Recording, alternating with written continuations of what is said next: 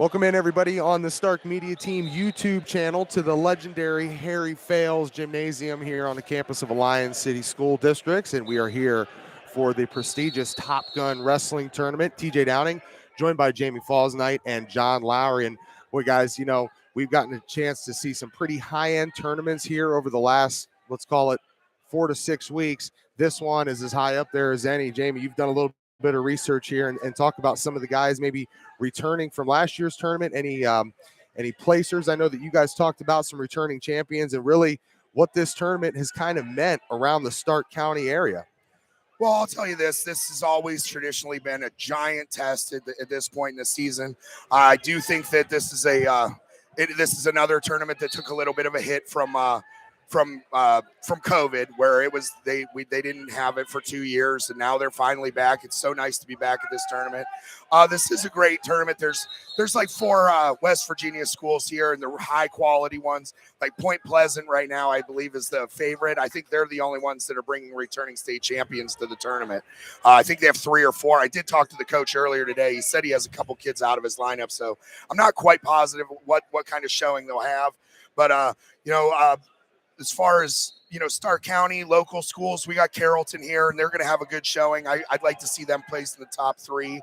Marlington Dukes are here. Minerva Lions are here. They should do really well, too. I see them with a top 5 finish.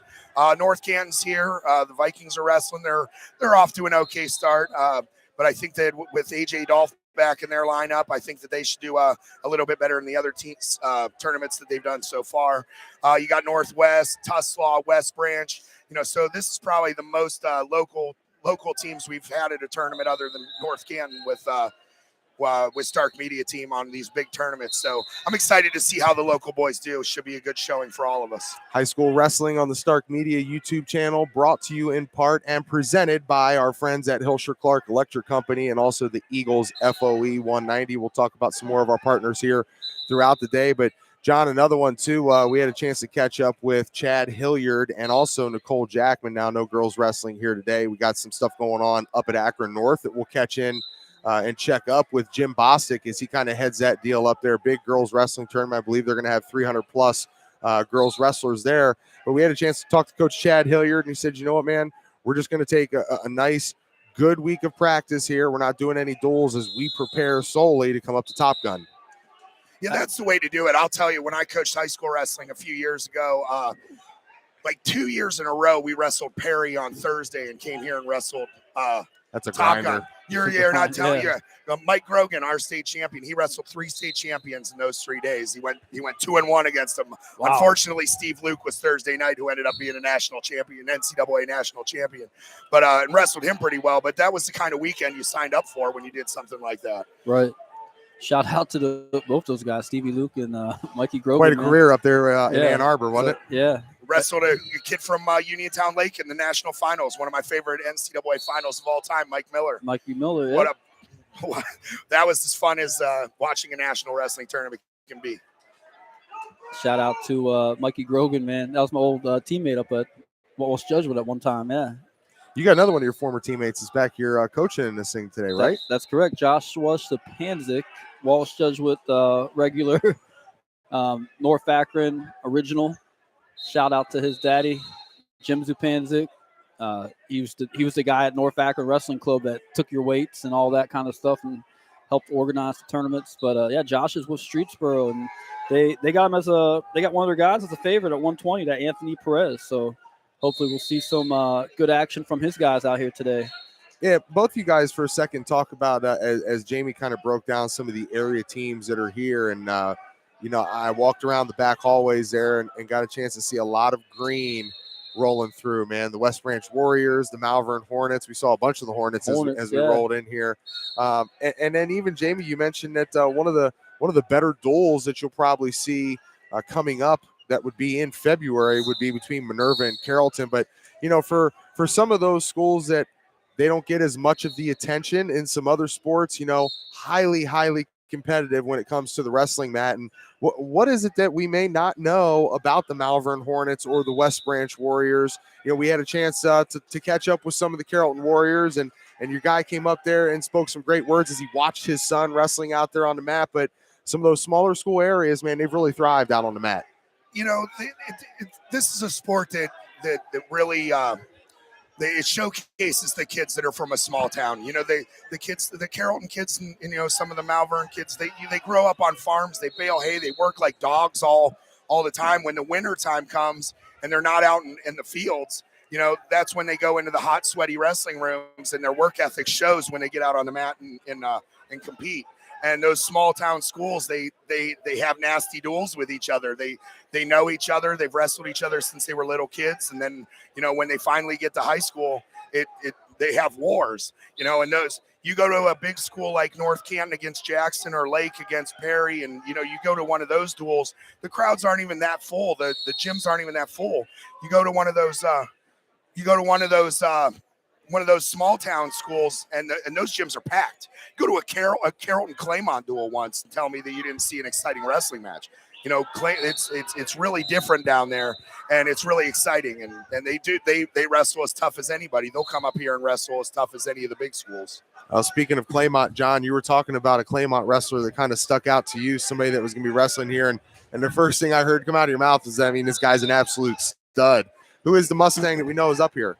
All right, that was he was supposed to be at the 106-pound weight class, and he actually looks like he'll be at that's Dane Fawcett from Claymont, and I seen him actually go up against a real tough kid from Malvern down there at their own Claymont tournament a while back, and man, that kid was just it's electric watching him out there on the mat. Man, he'll hit a gator roll, he'll any position, dude. That guy's gonna roll. He's gonna roll you. Those Claymont kids are nasty. They're traditionally known for being good top guys, cradles and legs. They're coming at you, and they're coming at you nasty. They're there's a lot of big families that have built that program. The Peterses, there must be 14 Peterses that have gone through. I think there's always one in the lineup. I don't know about this year. Then you get the Warners, and there's must be 7 state titles in that family. Jamie Warner, a good buddy of mine, the dad, he started a club team, Warner Elite, and I'll tell you what. That you start to see all those kids you were just talking about, TJ, in those smaller schools. They make their way into that room, in the youth, and we're gonna really start seeing what that Warner Elite team is. As of right now, moving forward, as they grow, the juniors and sophomores that are out here right now were right around when Jamie started that program down in Carroll or down in. From what I heard from our good friend Tom Wiseman, who he has his kids go through that Warner Elite program. He told me it's the old North Akron, but in Stark County. It's not. I don't know. They're not in Stark County, but they're. Okay. I forget the name of the town. Or are they down just outside of Claymont? like Dover down like Schaumburg? They're outside of Claymont. I forget the name of the town. Las Vegas. Yeah. But I'll tell you what, Jamie's an awesome guy. He cranks out studs nonstop. You go to the youth state tournament, and it's full of Warner Elite kids wrestling in the finals. He does a great job. I see Warner Elite in those tournament results a lot, man. Like champ. Those youth tournaments. Yeah. So they're doing something right. Doing what he does is super fun because you don't have an allegiance to a high school. You just train the kids, and then you get to come here. Like when I did the dungeon practices in North Canton, is I would come to a place like this, and I'd have 40 kids that I train that are wrestling out here on 10 different teams, and there's nothing more fun than that. You don't have the pressure of having to coach every match and all that stuff, and you just sit back and watch what you've invested in these boys, and it's really fun to see. Jamie's got a lot of fun years ahead of him at the high school level. Just watching. And then if you're watching in, just understand that red mat, that's going to be your mat 4. Behind it, that's your mat 2, that black solid mat there. And then on the flip side of it, that's your mat 1 over there in the corner of your screen. On mat 4, it looks like West Branch Warrior going for the pin. See that official down there in the green. He's trying to roll it in. He got it. The mean green machine. Down there on the far mat, that's mat number 1. It looks like the guy from Claymont is trailing 16-4 with about 1:36 remaining in the third period. I believe it's does look like a green singlet. I'm not sure if that's a Malvern Hornet. Looks like it is. It says Hornet, I think, on the back. Oh, yeah. Yeah, it was interesting getting a chance to, you mentioned Tom Wiseman, got a chance to catch up with him the other night. Jim Bostic and myself, we were down there at Sandy Valley. Want to give a special shout out to Garth Evans, the athletic director, and also Dave Fisher, superintendent down there. They got us set up right there at the scorer's table, and we were able to catch a try match. If you want to go back, you can see that on our Stark Media YouTube channel. But that featured not only Sandy Valley, but Tusky Valley, and also New Philadelphia. And Tom Wiseman was coaching there alongside those guys for Tusky Valley, had his son out there who's just a youngster, and even his daughter who's wrestling. So really good to see as we've expanded this year to, sanction state championships down and in Columbus. Our friends at the Ohio High School Athletic Association got it right here. And so mat number 4 in the shot will be dedicated to the women as they wrestle for state championships. And again, Jim Bostic will be up there at Akron North giving us some updates. We'll get some video footage from him, as well as they're going to be hosting over 300 female wrestlers in that tournament as well. Really, a lot of great tournaments going on here this weekend, right? You got the Bill Dees tournament. You've also got this. Classic, I believe there's another one going on, and then the deal that Jim Bostic's running up there. Firestone High School. That's a great tournament. And that used to be Firestone used to host that Division II district, Northeast district. They hosted that. Alliance has hosted that same district for a while too. I don't know where it is this year. It's a great Division II district. I used to come to that a lot as well. Got a Green Bulldog taking on a Canfield Cardinal here on mat number 4. As John mentioned, that's the red mat that's directly here in front of you on the camera if you're watching. The top side of that red mat is mat number 3. You'll have a Field Falcon over there, I believe, taking on little inside trip. Somebody from Berlin, I believe. Nice inside trip to his back. That Falcon's got him wrapped up, man. I'll tell you what, that's said, welcome to the Falcon nest. Seriously, he's right outside of that circle. He's doing everything he can to get out of it. That's what you gotta do, yeah. Get your 3 points, get back in the middle. Shout out to that Berlin kid getting out of the danger zone, man. Right. Highway to the danger zone, baby. Got the Top Gun today. Yeah, we're at the Top Gun, man. I'll tell you what, you came in there, you saw the fighter jet, the decommissioned fighter jet out in front of Alliance City High Schools here on this beautiful campus off of Glam Morgan. You got the Glam Morgan Castle right over behind us. Kind of a nice little scene coming in here through the winter time when you got some snow coming down, as we do here today. The gymnasium's packed. It'll continue to get packed through the entire weekend as this thing will roll all the way until tomorrow and into your finals tomorrow evening. We'll be here for it with you. Catch us right here on the Stark Media Team YouTube channel. Also check in on some of our social medias on Twitter at Stark Media Team, Facebook at Stark Media 1, and over on Instagram at Stark Media Team. We'll continue to update, get some videos out there for you to check out, get some pictures of some of our local wrestlers out there on the mat. Got a couple earlier here from the Hornets and the Warriors, but we'll plug you in here as this thing rolls along. Also, we'll get you that QR code. We'll put that out there on our social medias for you to be able to go to Sakura Software Systems to be able to check in on their website, as they will update your bout boards throughout the day and throughout the week, the weekend, and into the evening. So a lot of great stuff coming down here inside of Harry Fales Gymnasium. Great job by all putting this thing together. I mean, we get rock and rolling early, man. These people are out here setting up early. You got obviously Mr. Sakura down there in doing all that he does to get this thing set up and rolling, but so many different pieces and parts moving. Jamie, you were out here pretty early. You probably saw that the rush to get everybody in here as we got in, man. Packed parking lot sure. Oh yeah. I met some buddies out for breakfast this morning over at Bob Evans, and we came on a tournament about it. You can go to some tournaments and it's kind of rough. It takes a while to get the brackets out. With Mr. Sakura, it runs as smooth as it can be. They do a good job of keeping them, the floors clear. They keep everybody in the stands, and it's just a nice tournament. Yeah, shout out to old coach Sakura to me, man. That was my first wrestling coach I ever had. That's funny. Yeah. He used to beat up on you a little bit. Oh yeah. He used to whoop us up and down that room, man.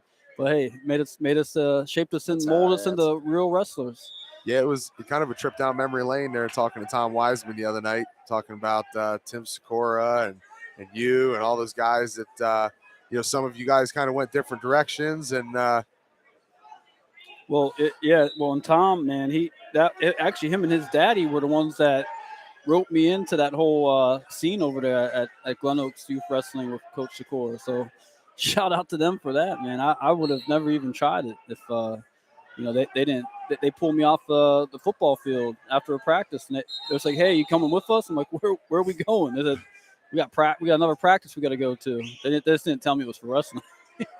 just saw a couple of those Minerva Lions come rolling in. I saw Caden, who we had a chance to talk to the other day, who probably would be, I believe, a favorite to win this thing at 195. We saw him perform really well over there at Hoover for the holiday tournament. And he mentioned, as we were talking to him the other day, that you have a lot of great wrestlers that will be here, but he just kind of mentioned that he had seen most of the guys that will be here. Right. So for some guys that may come in here, there may be a little bit of an intimidation factor. True. Knowing what you're going to potentially see, but for him, he said, "You know what? I've seen all these guys, so I know what to expect when I come here." And that ultimately leads him to the belief inside his head that I'm coming here to win this thing. That's a great feeling to have, because we talk about coming into a thing like this and there's the unknown, but for him, he already knows, man. He got it down. Right. And I'll tell you what, that's a pretty tough weight class. You got Hunter Hutchinson from Madison Comprehensive out in Mansfield. He's returning fourth in the state. And you got Carson Miller from Granville. He's a returning fifth in the state, and then Haynes is a sixth place placer. So there's sixth in the state placer, and then there's a state qualifier in that way too. So that's 5 kids right there that have state tournament experience, and tournaments like these is where they really. You get to the semis and then they start to bang. Those guys get to each other, and I see all those guys moving up the scale one more step at the state tournament this year. You were your fourth placer last year. You go to the state tournament, you expect to take first. I used to tell the youth kids all the time, don't think of a state tournament as it's not the toughest tournament that you've been in your whole life. And I would ask them, "What's your goal?" And they would be like, "To be a state placer." And I said, "Well, that's a good goal. But I'll tell you this, there's only 6 guys that are going to be placers. And all 6 of those guys went there to be a state champion." Yeah. All 6 of those guys went there to be a state champion. So I'll tell you right now, if your goal is to be a 6th placer or you're a state placer and you come up short, you're just going to be a qualifier. You may as well set your sights on that title. And then if you come up a little short, then maybe you can go home and be happy that you were a state placer. True. Yeah, no, that's the whole point of this tournament, I think, is what kind of gets you mid-season or eye opener for yourself as a wrestler, and then also for anybody out there that's might be running into you later on, that if you place in this, you're probably feeling pretty good walking into that sectional district tournament. You're mid-season now, that we're not talking the same conversation we did at the holiday tournament at North Canton. Right. You're still trying to get past Christmas shape and all that. You're trying to get down to weight and all that stuff. The guys are all at their weight at this point. Most of them, they should be all down there. There might be a small percentage that's still trying to certify, but they're at their weight. They're comfortable at their weight now. They're not struggling to get down there. Now the bodies are adjusted. Now they're in shape. So now you're really seeing where you're at, and then now you tweak things on the way out. Like, this isn't from here on out. It's not all about putting something new in that's going to change that's going to change how well you wrestle. It's about sharpening the things that you have, sharpening the tools you already have, and just getting on course to peak at the right time, to peak at the end of the season. A lot of there's not a ton of tournaments, like individual tournaments, left from here till districts. Now's when all the league duels start, and there's a lot of tries and dual meet tournaments on the weekend, on the Saturdays. And those are great because everybody gets to wrestle. And you bring your team to something like this, and, you have a kid that's not, a real banger. He goes 2 and out. He only wrestled twice, but your best kids wrestle 4 and 5 times. You go to a dual meet tournament and every kid wrestles 4 or 5 times. Right. And I think that was something that COVID taught us. It's funny, the year after that, whenever that's all we did was you couldn't have more than 5 teams in a gym or something like that. So I bet 50% of the, high level schools broke their win record that year because they wrestled all duels the whole season. And you had kids that were getting 60 matches. Shout out to Matt Galachek, West Branch coach right there. This guy was a 2-time Top Gun champ, man. Okay. I saw him. Yeah. I saw him throwing you some love up there, man. Yeah.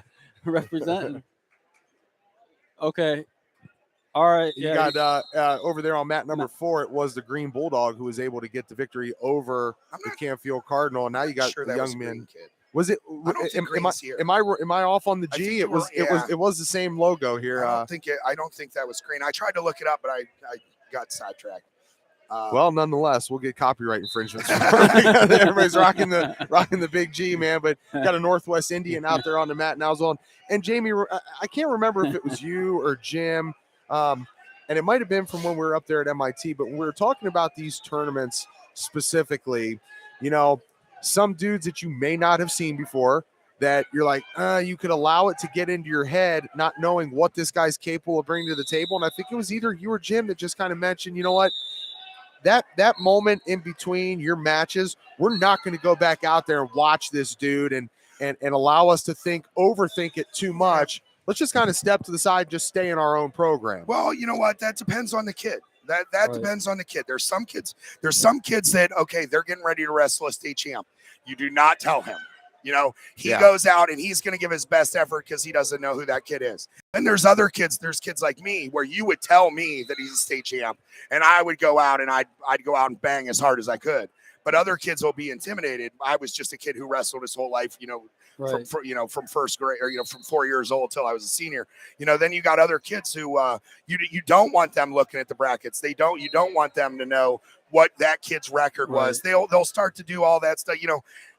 Well, he beat him, I beat him, so I should be able to beat this guy. You don't want to be playing those games. This is where you were talking about it at Medina, about it being about, more about you than the opponent. Absolutely. It's more about your training, the things you do well, and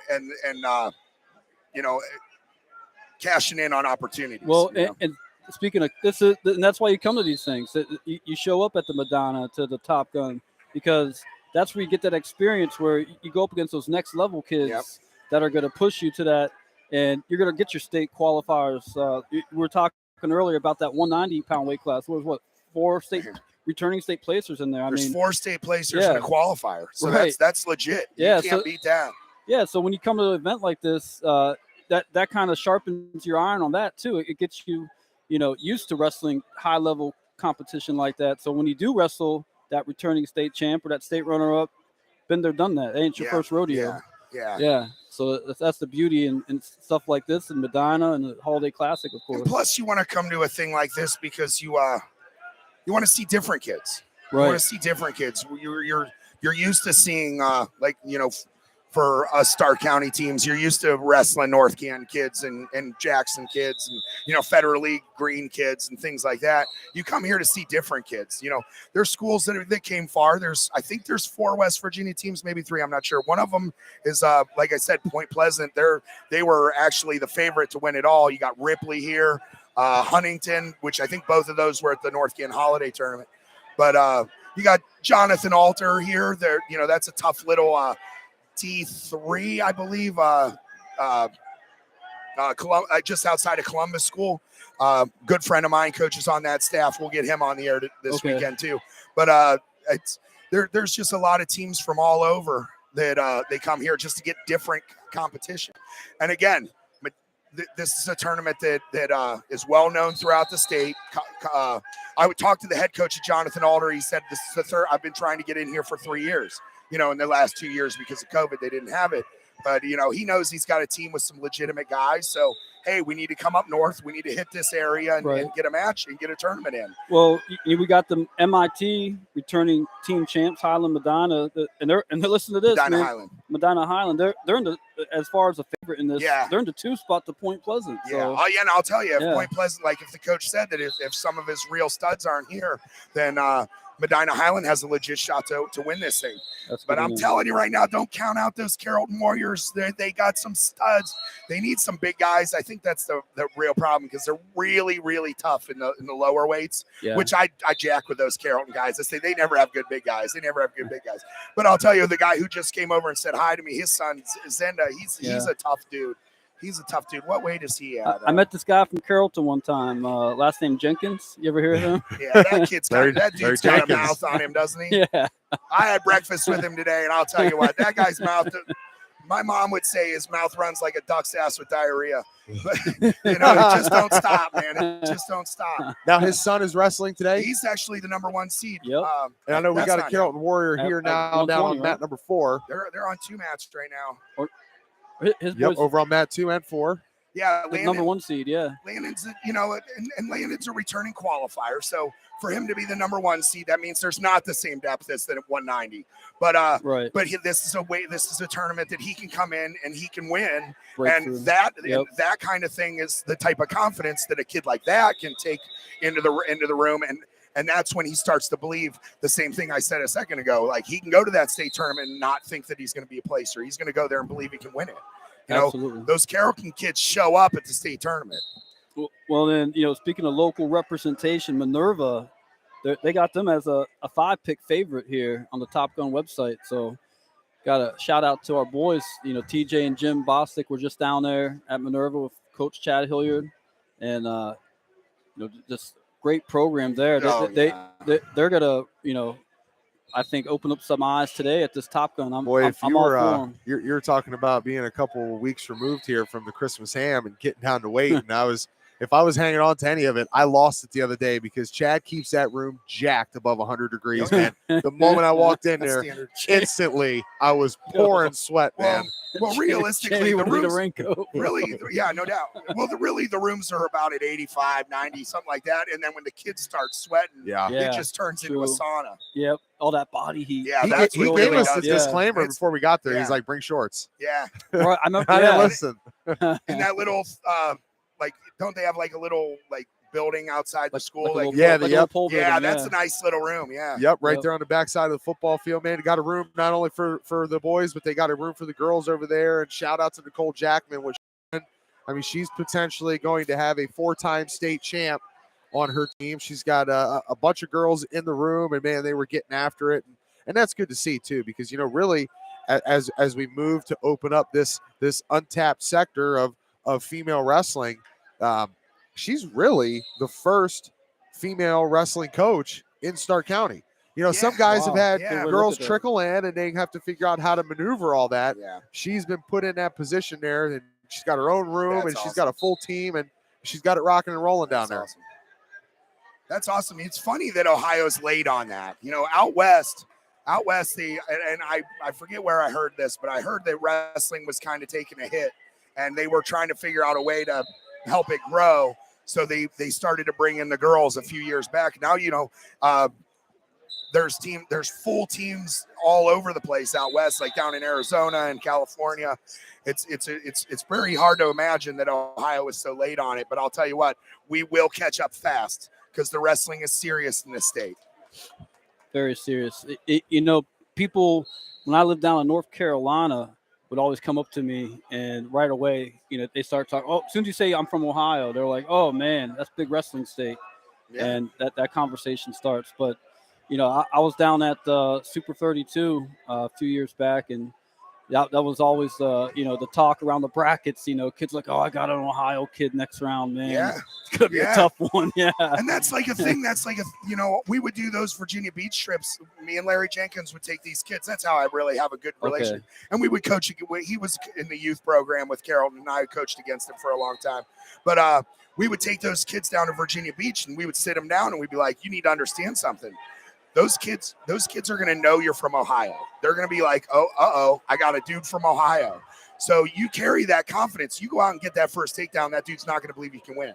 And you start to give them a mentality of confidence that's different than what they understand. right. And then all of a sudden, next thing you know, they start to expect to win. You're not going to go out there and win if you just hope to win. You have to train to the point where you expect to win every time you go out there. Well, yeah, it's iron sharpening iron, and we see that at all these big tournaments like this, and we got some good action down there now on all 4 mats. A lot of riding going on, legs. If you look over there on mat 3, you got kid in with the boots. He's pounding on some head right now, and he is cranking that wrist for that pin, guys. Oh, yeah. Oh my, that's gonna be some points for him, hopefully, Hey, after all that work. I'll tell you what, TJ, I bet you that was Granville. I bet you that was There Granville. you go. The G, And because yeah. they're in second place right now, it's early to even look at team scores, but just for fun, I thought I'd throw them on there. They were early in the first round, like last week, or last week at Medina. We talked about what it takes to win a tournament like this. If you come in and you want to win a tournament like this, you got to win a few matches early. You know, you got to get out to an early jump, and then the guys that lose have to win some consolation matches, and then the big one is the semis. You got to have a couple semis wins. You got to get 3-4 guys in the finals, and you run away with it. You know, like when we were at Medina, the Medina Buckeye kind of ran away with it even almost before semis.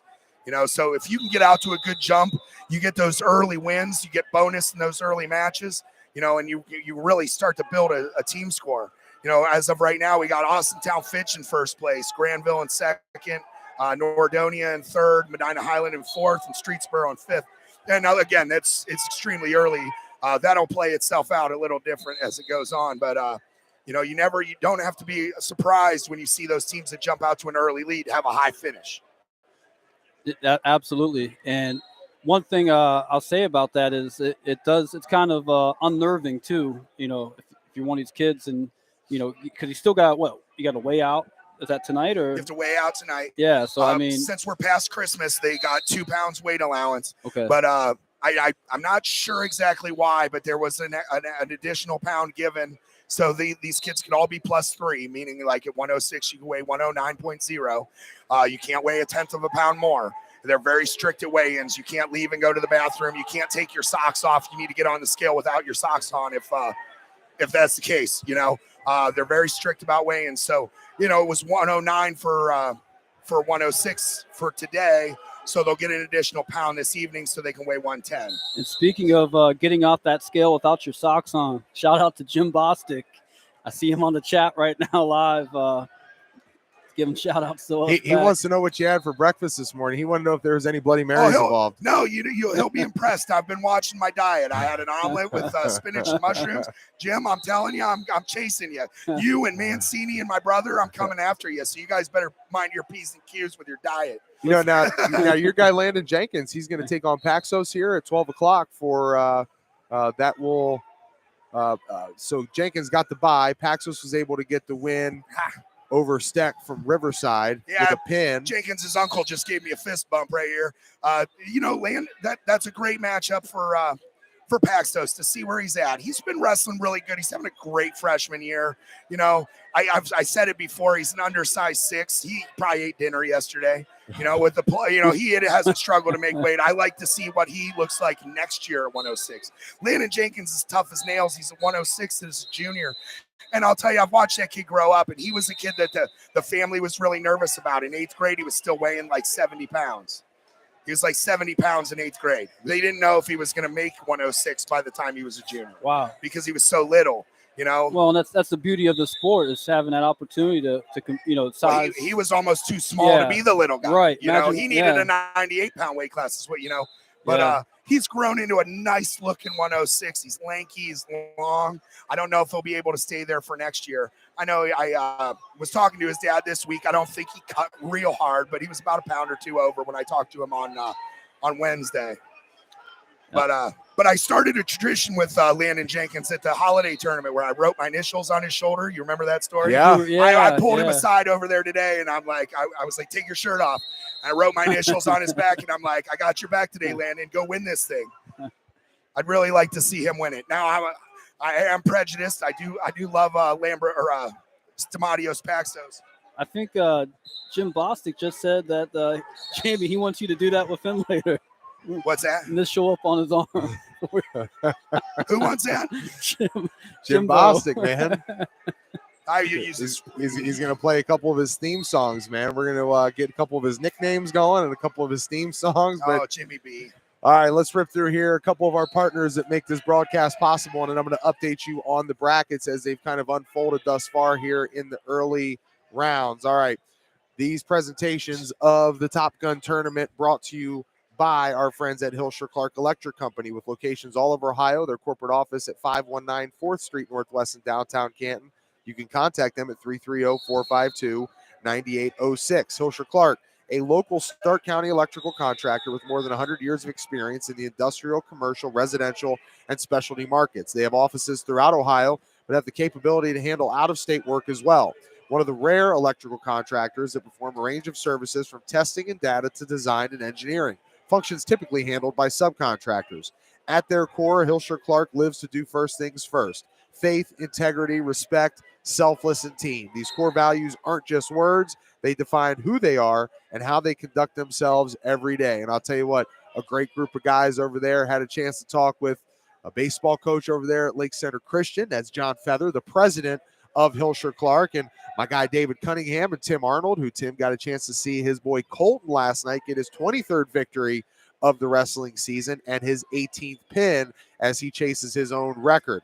But again, check out our friends over at www.hilscher-clarke.com. That's HILSCHER-CLARKE.com. Hilscher-Clarke Electric Company. We shout out you guys for all that you do for us here at the Stark Media Group and allowing us to bring these broadcasts to the masses. All right, it also starts with our friends at the Eagles FOE 190. And tonight we will have our crew of Sammy B and Lee Foster, the shooter, out there at Massillon as they check in on Coach Josh Hose's basketball team as they host Coach Matt Creamer and the Central Catholic Crusaders. But before you go over there, stop down at 303 Wyrick Boulevard Northwest in downtown Massillon and see our friends at the Eagles FOE 190. You can catch their website, check in on the Kiefer Scholarship Fund, and see if you can help and donate, contribute to that as well. And that's Eagles190.com. They donate over $100,000 a year to local charities. This is a group that prides themselves on giving back to the community. So call them at 330-832-7385.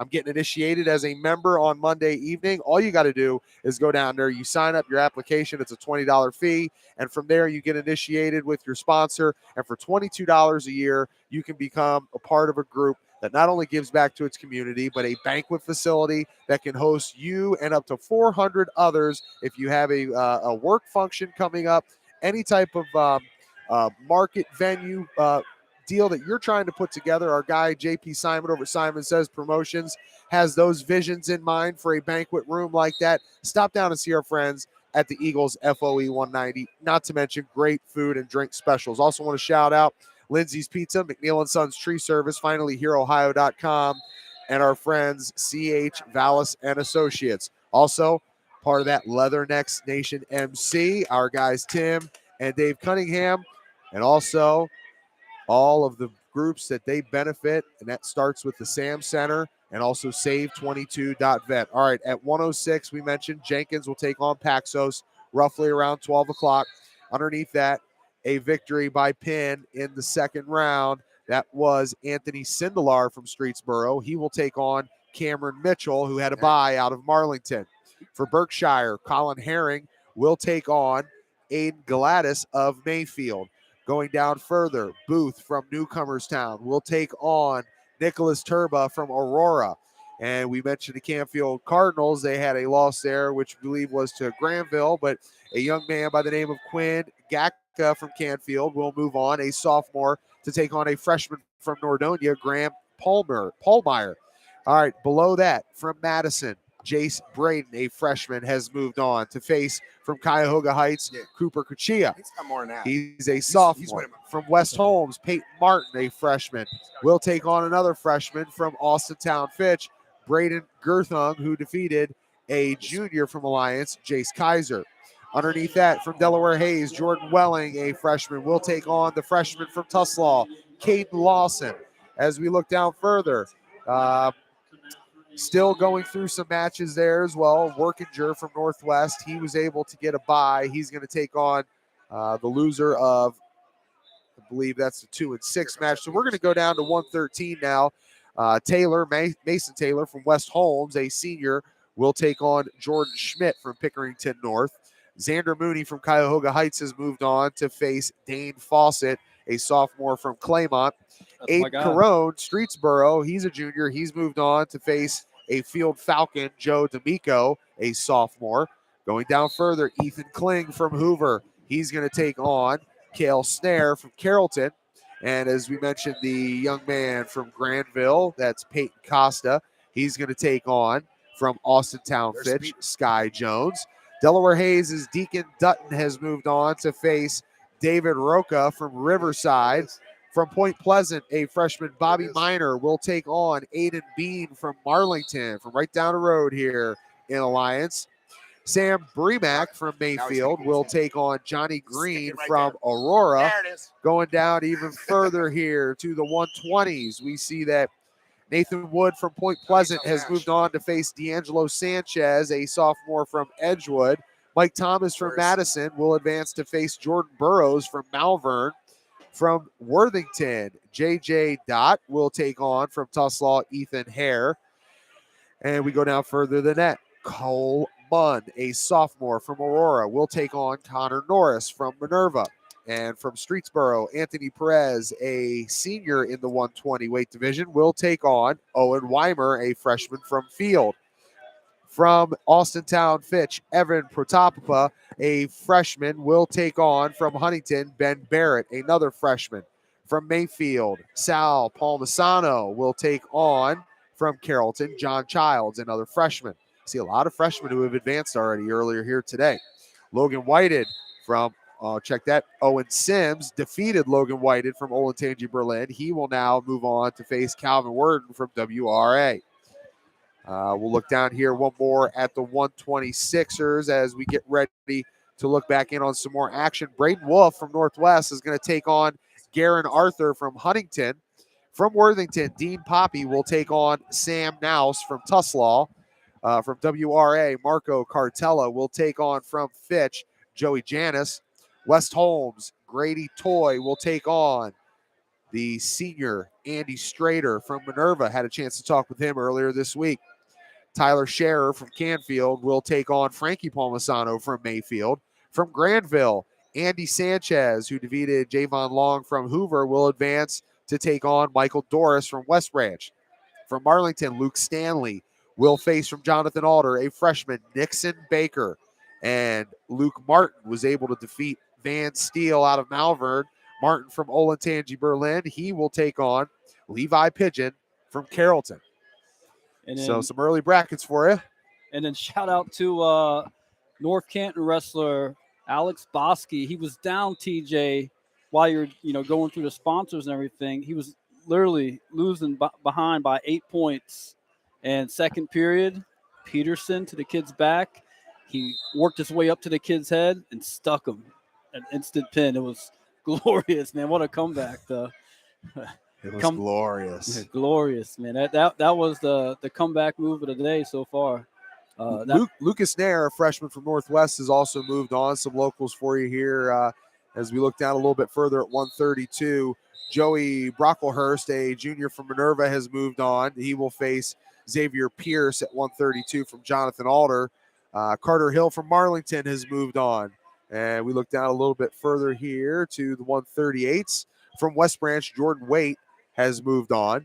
Also, I believe we have another young man from there. Yep, from Carrollton, Josh Carmen, a junior, has moved on to face John Peterson from Olentangy Berlin. And we'll look down even further now to 144. Some locals here. Ryan Kiko from Carrollton has moved on to face Jeff Hood from Huntington at 144. For West Branch, Clayton Day, he's moved on. He'll face the young man from Aurora, Kyle Bijak. And from Tuslaw, Max Cooper, he'll face Bell from Granville. No more locals at 144 as we go down to 150. Silas McClish from Minerva has moved on to face Matt Hamad from Nordonia. From Field, Carter White, he will advance to face Climac from Streetsboro. Also, Jacob Lyons from Tuslaw has moved on. As we are still involved in that match you mentioned, is that Bosky that's out there facing a young man from Riverside, Collado? That was the one, yeah. He came through with the amazing recovery pin, man. Bosky's going to move on.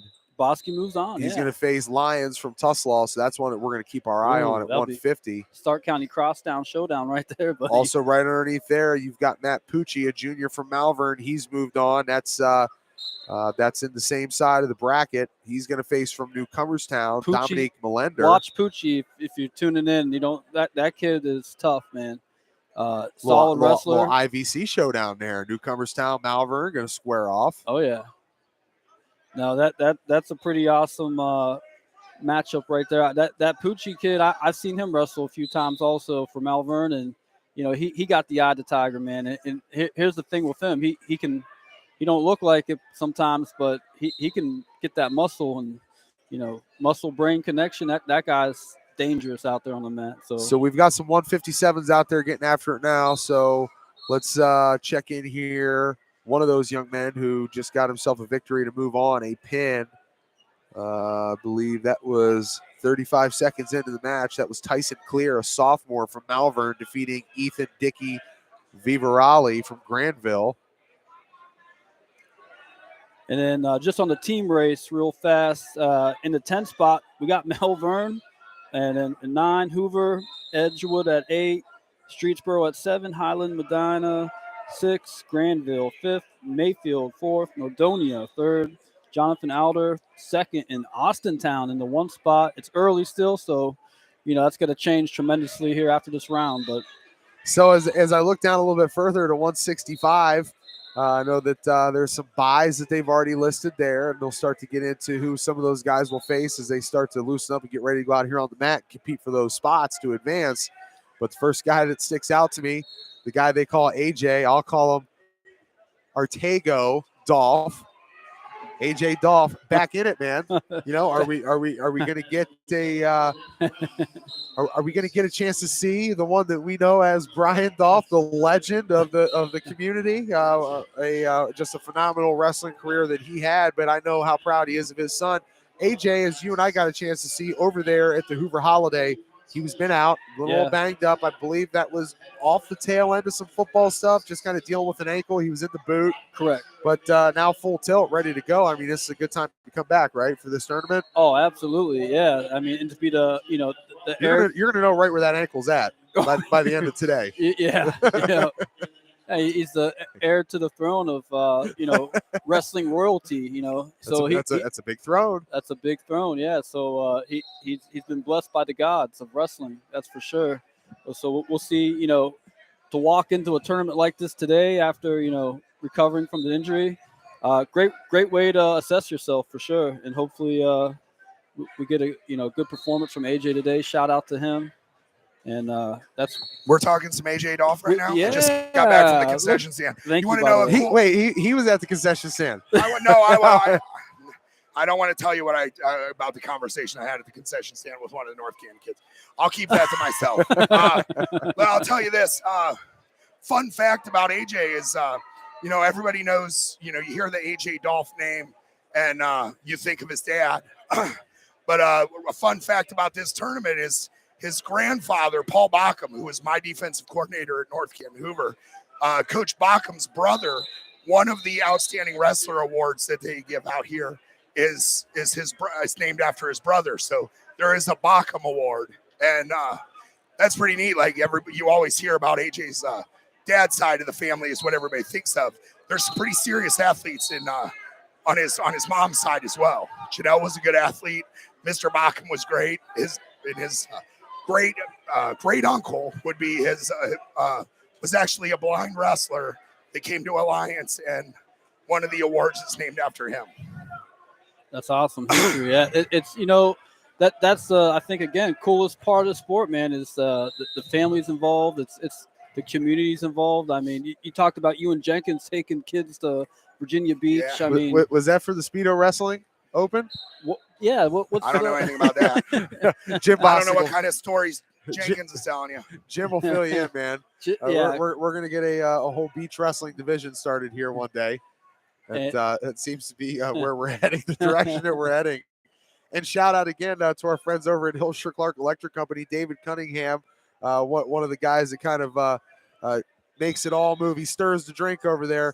He just updated me that Cale Snare from Carrollton is actually the son of one of the superintendents over there at Hilscher-Clarke. So we're going to keep our eye on him and continue to update you guys all afternoon on everything that's going on here, not just our local wrestlers, but all the wrestlers that have kind of flooded here into Lion City School District inside of Harry Fales Gymnasium to be able to do some pretty cool things here. Wrestle in one of the elite, most prestigious wrestling tournaments in all of not just Stark County, Northeast Ohio, but the state of Ohio. That's Top Gun, and we're here. And Jamie, when you think about again AJ coming back, I mentioned to John as you were gone there for a second that you come off the end of football season, you banged your ankle up a little bit, but now it's like, okay, you feel good, you're out of the boot.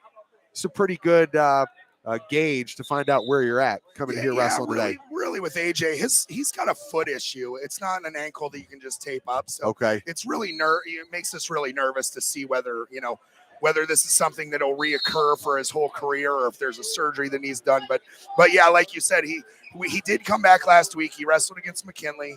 He wrestled on Saturday. This is about like getting your tank in order. We absolutely don't want to see a kid like that come out and pin everybody in the first period. If you can get some work in, you need to go second, third period because everybody's ahead of you as far as their gas tank is. We just had that conversation about we're in mid-season form right now. Well, AJ's still in the first week of December form. So he's got to catch up. But he's an athlete and a half, and I'm sure that he'll catch up fine. We're lucky to have him at this point and not a few weeks down the road. So he'll have plenty of time by state tournament. He'll be at peak form. And I'm trying to look down here. What weight do we have over there on mat number 3? You got the young man from Carrollton out there. That's that Ben Zinda I was talking about earlier. About. Yeah, he's ranked this year. I thought I was on his weight class. Let me see. No, I left it. Let me see here. This is 190. This is that loaded weight class, and we talked about the 5 kids that are 4 state placers and a state qualifier.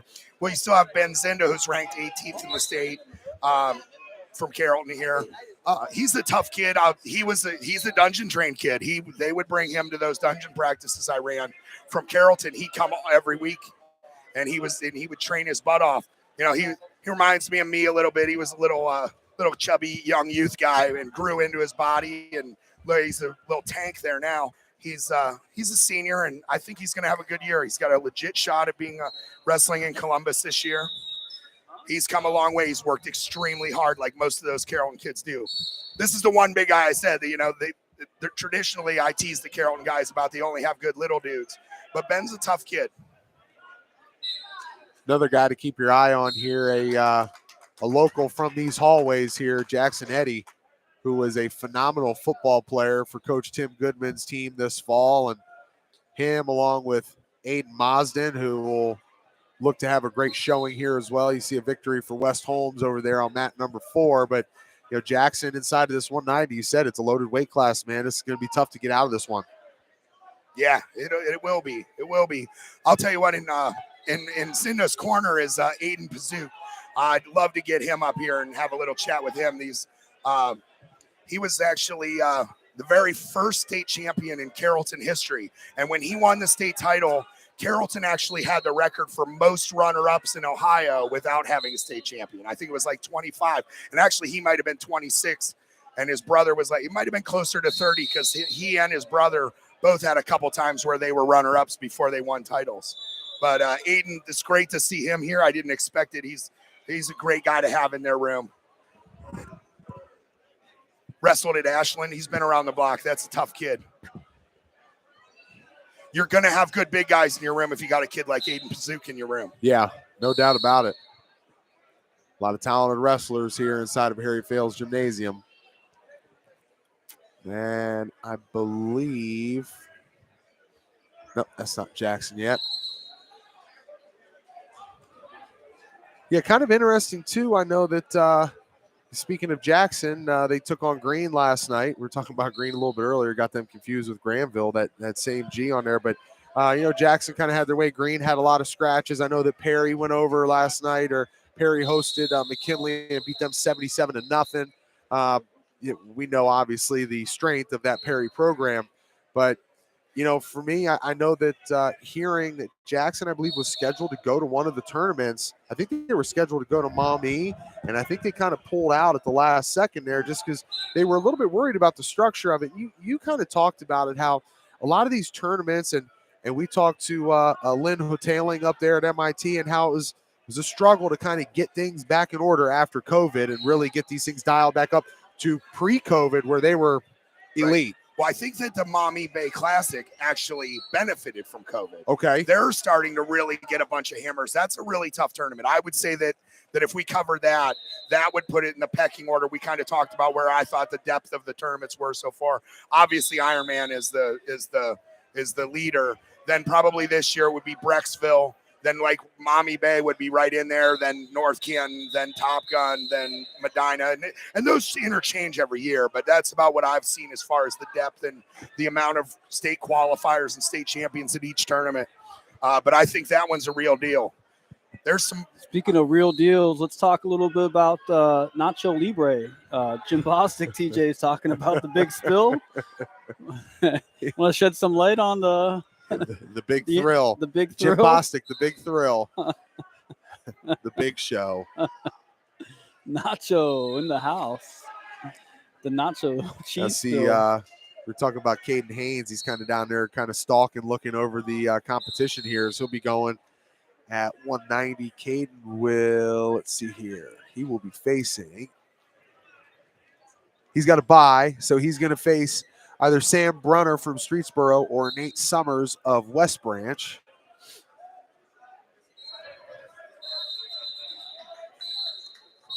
Yeah, and what's interesting about a tournament, this is a good example, this is a good time to talk about that. He's got a bye. So the kid that he wrestles is wrestling in this round. That's a huge advantage to wrestle, and it's not an advantage like in basketball, like where, you get that game off. These guys want to wrestle in the first round so they can keep going. It's harder for a kid to come in cold and then wrestle somebody who'd already wrestled. So when I coached, traditionally, I would take my kids that had buys and I would run them in the hallway when their weight class was up.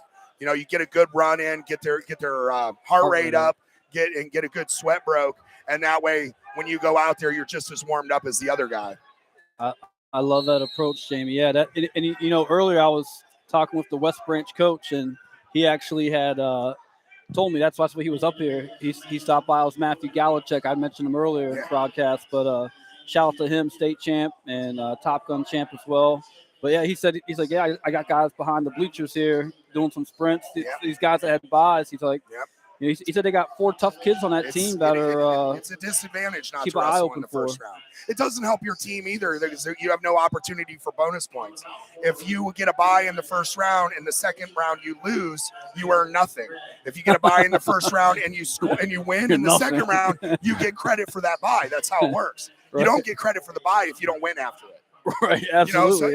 But not only that, you had no opportunity for bonus, and your kid's not warm. There's a lot of disadvantages, to wrestle. Most people, they're like, sweet, I got a bye in any tournament that they're in. Yeah. Wrestlers frown on it all the time. It's not an advantage. You want to get out and get going because you want to make your little mistakes early, and then you can tighten things up and you can move down the line and get better as the tournament goes on. Absolutely. Well, that mental state of it too, you get kind of nerved up, while you sit a little longer. Yeah, once you put your foot on the line and shake hands, all those nerves go away. Right. So the longer you sit there, the harder it gets. Especially for a guy that's middle of the road. The real tough kids, they'll be just fine. Don't worry about them. But that's where the coaches don't like them to get a bye because they don't have a chance to get bonus. Absolutely. They just get a regular win, whereas they could have gotten a pin and really help their team. Shout out to the double leg takedown. I've seen like back-to-back, I think four back-to-back double legs on all 4 mats that you can see. If you're watching it, and on this far mat over here, they're about to start up fresh over here. So maybe Ben Zinda just won for Carrollton walking off the mat. Okay, maybe over here on mat 5, we'll catch another double leg after this one gets started. That's the old. Was that Dolph bread and butter, Jamie? That double legs? Yeah, absolutely. You can see it in AJ. The other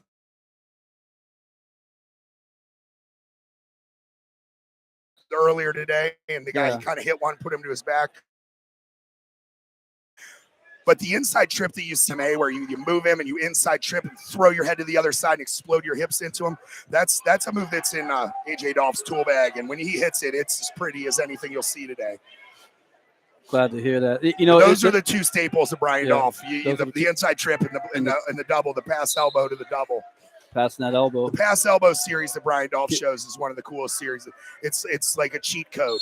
It's funny because you spend all this time learning how to hit a sweep single and then how to hit a high crotch and how to hit a double. With Brian Dolph series, you pass that elbow and you essentially take the same shot every time. You pass the elbow and you shoot. Whatever his feet do determines what leg you get. And it's pretty neat. It's a pretty neat series, and Brian's amazing at it. Oh, well, that elbow pass, that's like equivalent to like Miyagi-Do karate. You know what? I was thinking about our conversation last week, and that pass elbow is kind of what's replaced the 2-on-1 series. It has, because we were talking about the 2-on-1 last at Medina, and I was thinking about it, and I'm like, you know what? I think that's kind of been something that has kind of taken that place. But I mean, you do still see some Russian 2-on-1 series coming around, but there's no teams that hit it like crazy. You get some individuals, like for a spell there in the mid teens, 2000 teens. That's when Solon really took it over, and their whole team was just filthy with it. Well, and you can actively control your opponent if you do it right with that 2-on-1. So if you're, up 2-1 on an opponent, there's third period, and you just want to coast out and win the match, but don't get hit for stall call. Get that 2-on-1. You're not going to get called, you're controlling them and you're circling, you're moving. You're going to coast that win out. It's a great tool to have in your toolbox, man. I love that 2-on-1. And what I like, telling kids to do with it, or just inch up that arm, though. Get that elbow. Get behind that elbow. Yeah, that's what the Solon kids were doing. Yep. It looks like we got our first round 2 matchup. Well, actually, this is round 3. The first round was mostly buys, but this is the first one's going to be Paxos and Jenkins. Great opportunity for little Paxos. You can see how small he is over there, but it's a great opportunity for him to wrestle a high level dude, and it's time for Jenkins to go to the next level. And I think it's going to start here. It's going to start here this weekend, not necessarily with the Paxos match.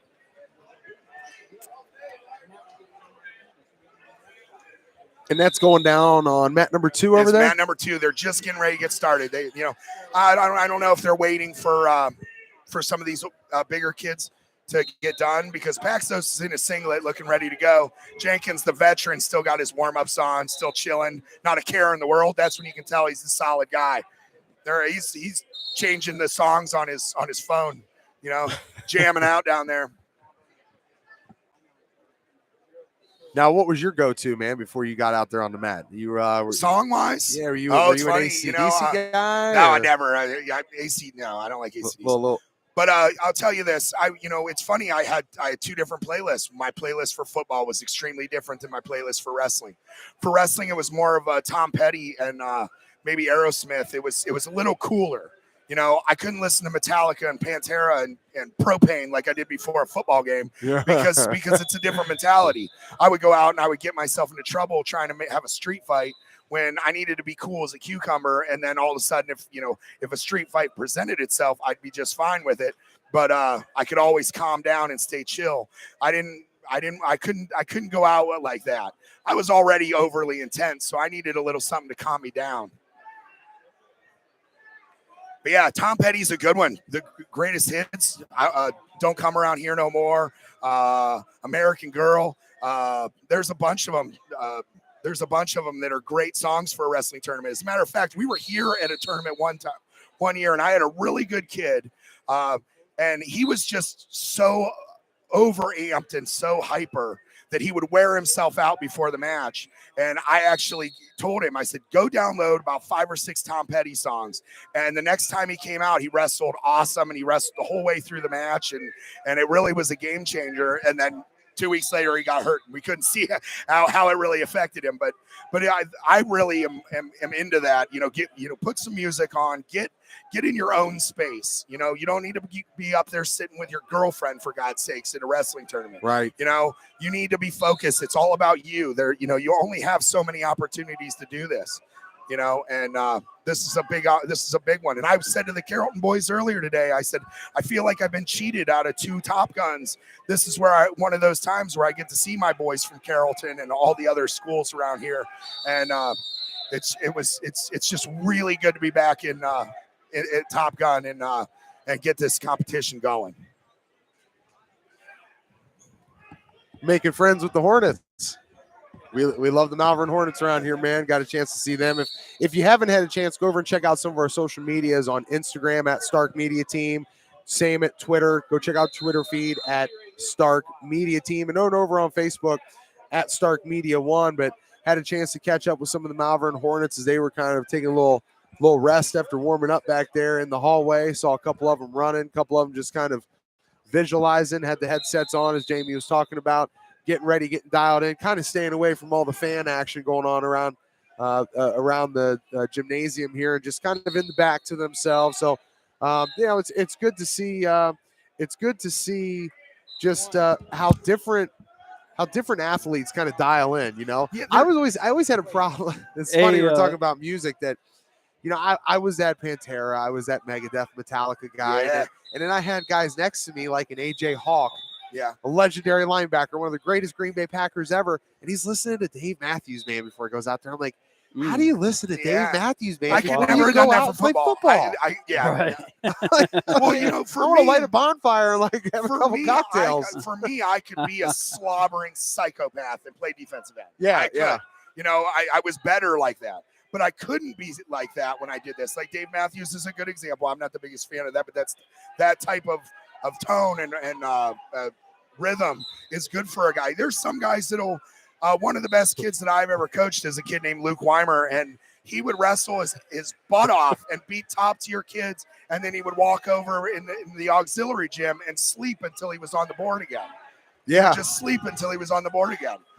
What's nice about this is they do have the cafeteria open just for the coaches and wrestlers. So that's why you don't see a lot of wrestlers around here. Most of them are down there. There are some back behind the bleachers on both sides, but it's funny, you look in the stands, you don't see any wrestlers. Right. These are down on the floor, just a few guys that are on deck. They're not in the room.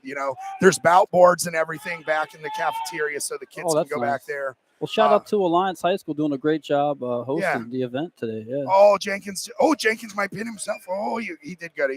He's leaning back there. He needs to be careful with that spladle, but he got some back points on Paxos there. Man, I love that spladle. I like that spladle too, but you got to know where your shoulders are. True. Yeah, you don't want to pin yourself. Yeah, if I'm coaching that bottom guy, that's the only thing I'm looking at is that top guy's shoulders, because I'm going to tell the ref the second I see it.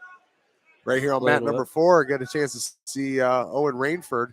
So just a quick team update. Breaking news. I just got stung by a hornet, by the way, from Malvern. He came to let me know that they are number 2 in the team race right now here at the Top Gun, which is early, in the game. But then that's when you take a picture of it and send it home. Yeah, because I'll tell you, there's a lot of tournament left. And that, you know what? I'll tell you what, that's probably a team. That's a team that probably didn't get a lot of buys. Right. So they got their wins. They got their wins early. That's how it goes. Yep. But that's awesome.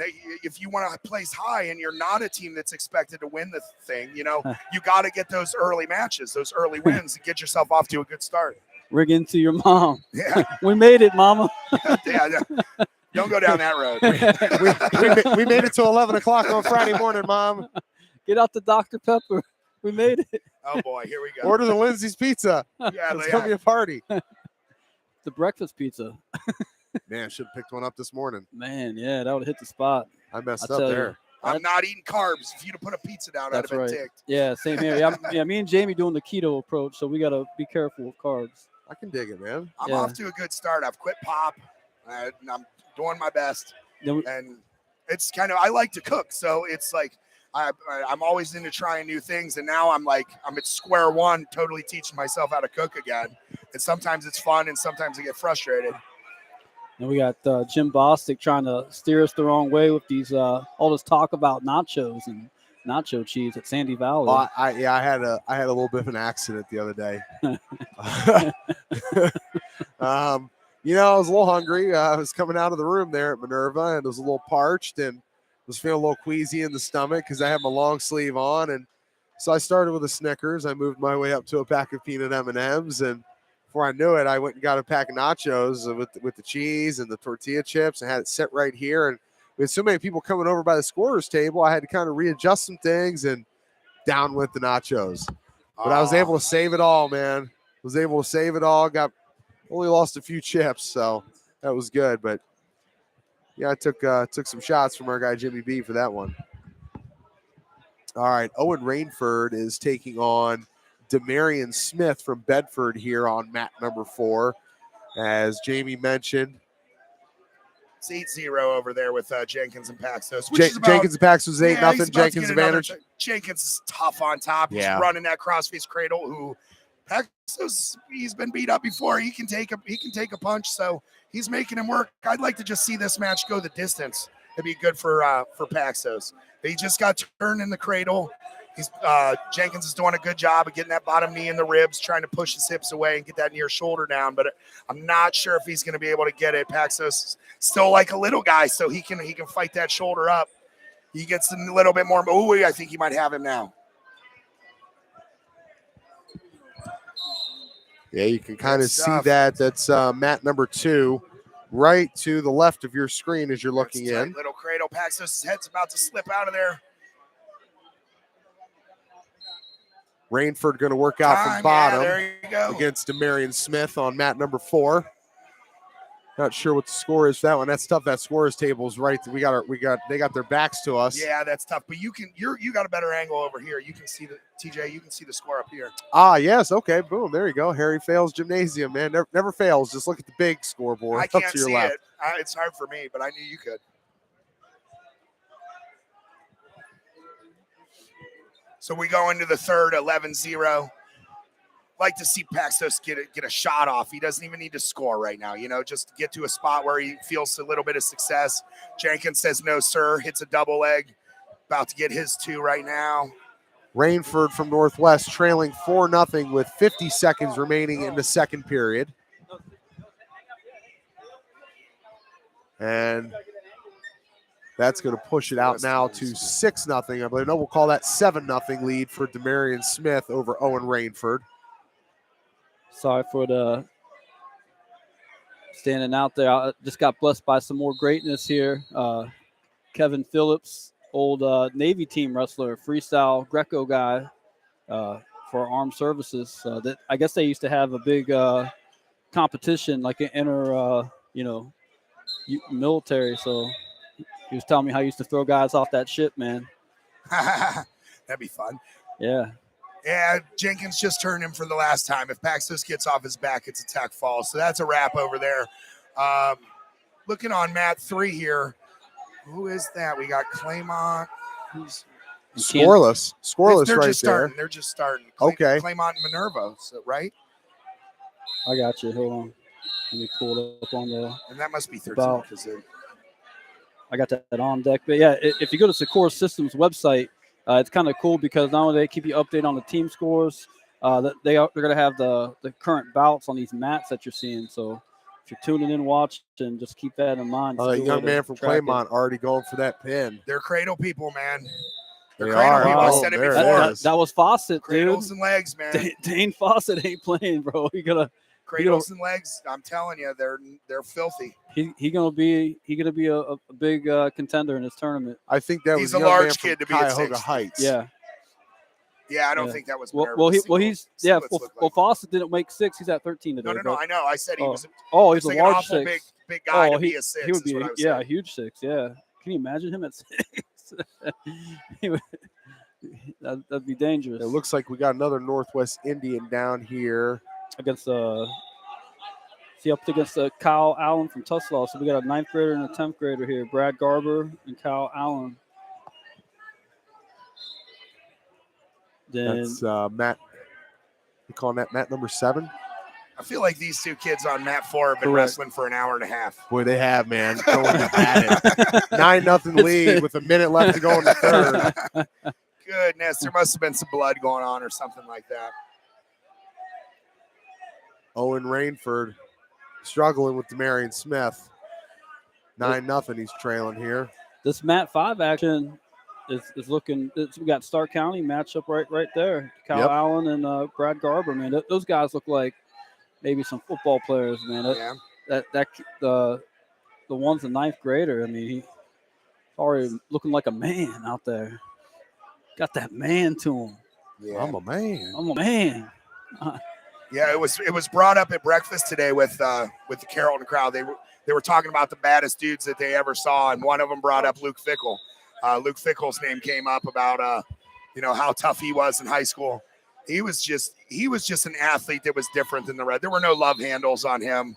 He was a man out there wrestling boys.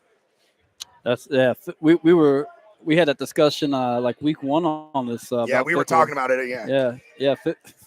He's a 3-time state champ. His first time was at 89. The other 2 were heavyweight. That was we figured out. That was the mystery. Yeah. That's cool. To see people come from the sport and grow like that. Different sports, different arenas. Love seeing that always. That's something Jim Bostic always talks about when he's not talking about his Speedo wrestling competitions at Virginia Beach. So, guess they're getting ready to get started up there at Deese. Said he's gonna keep us nice plugged in tournament. on some of the Stark County wrestlers up there. That's definitely a nice tournament. Is that where Jackson went? Who did I talk to that was going to Deese? I talked to somebody the other day that was going there. Canton South. Canton South is there for sure. Old shout out to and I may have had that wrong. Maybe Jackson had pulled out of Deese last minute. Oh, maybe. And then I think they were talking about maybe just trying to send like Colton's going to go up to Maumee. Okay. Yeah. So Colton's, and that's a tough situation, and there's going to be people that'll be rubbed wrong on both sides. I mean, you just, but no, that's the way as from Coach Hetner's standpoint, you got to do what's best for your team, right? Right. Yeah. That happens. But now kind of help plug everybody in. When you're committing to a tournament like this, how far out does something like that happen? You're talking 6, 8, 10 months out? It's probably more like 6 months out. Okay. Yeah. They get all their guys together and all that, and usually, it runs itself. So you just send the packet out to the teams that were all there the year before. And if they respond and say we're not coming back, then there's usually for like our tournament, for this tournament, you usually always have like a waiting list of teams that want to get in. Absolutely, yeah, and it's cool to teams have that advantage to do that, make those decisions, help their guys out. So and you have 32-man brackets. None of them are full. They're not all wrestling teams have full lineups. So you can get like 40 teams in here and still run a 32-man bracket. So if you lose a team or an extra team wants to come, it doesn't really affect the tournament. Sending your dream team to a tournament. I've seen teams do that before where they got like their 4 horsemen or their go-to killer squad that's gonna rack up some body count at a tournament. Well, that was the funny story that we talked about. I don't know if it was at Medina or the holiday tournament was when I was a sophomore. Sonny Marchetti came here. Oh my gosh! And it was to wrestle Eddie Jane, and those 2 wrestled in the finals this and Sonny had it. I'm going to say him with an illegal move, and the most it was only lost his freshman year. The most intense high school wrestling match I've ever seen in my life was here at the Top Gun. I know what match you're talking about. David Carr, and I'll tell you what. I was sitting down there with the referees in the finals, and David Carr and LeCure, who was second cousins with Bill LeCure. Well, and they were old teammates at Dayton Christian. They were teammates. LaSalle. LaSalle, yeah. At LaSalle, yeah. And David Carr won a state title in 8th grade in Kentucky, and then came to LaSalle, and then went to Perry. And he won an NCAA title. There were like 5 state titles on the mat. This gym was TJ. I thought there was going to be a brawl in this whole place. Like it was pandemonium. We started it actually. Me and Tanner started it because what happened? It was pandemonium, bro. I'll tell you what happened was, it was center stage. There were 3 mats going. I said me and Tanner were sitting with the refs. Well, the match ended, and it was such a big match. I've never it was seen such, anything it like was, that. It was such a big match. What they did was they ended finals with that one. Right. They started at the weight class above it, so they finished at that weight. Well, they had third and fourth on your left, then the middle mat, and then the other one. Well, that match ended early, and I go, Tian, let's go out there. And me and Tanner walked over with the referees, and then the gym filed down on the floor, and they all stood on the third and fourth and fifth and sixth mat. So they stopped it until they got everybody out. But it was a crazy match. The match kind of got away from the official a little bit, which I know that official really well. He was a good dude. Yeah. And, we talked about it. I know he went home and watched the film on it for like 2 hours. That's what those guys do. And he was in a really hard spot. I don't know if he was totally ready for that match at that time. He was ready for it. It just got big. It just got really big. And, but that was one of the greatest matches I'd ever seen here. Now, is that the same as the Ironman final? Well, I rarely go to the Ironman. I always have something else going on. But the one we talked about at Medina last week, the Metcalf and Schlater match, that one was crazy. It was standing ovation when they walked out on the mat. Well, that was I think they did the same thing that one. Yeah, well, I think that was more intense because those two individuals were your more aggressive characters too out there on the mat where. David's humble kid, same with LaCour. They were more respectable in that sense to each other. What was crazy about that one is the match before, TJ, how we watch the finals. They don't start that finals match until all of them are done. Yeah. And this is one that the whole gym was there to see.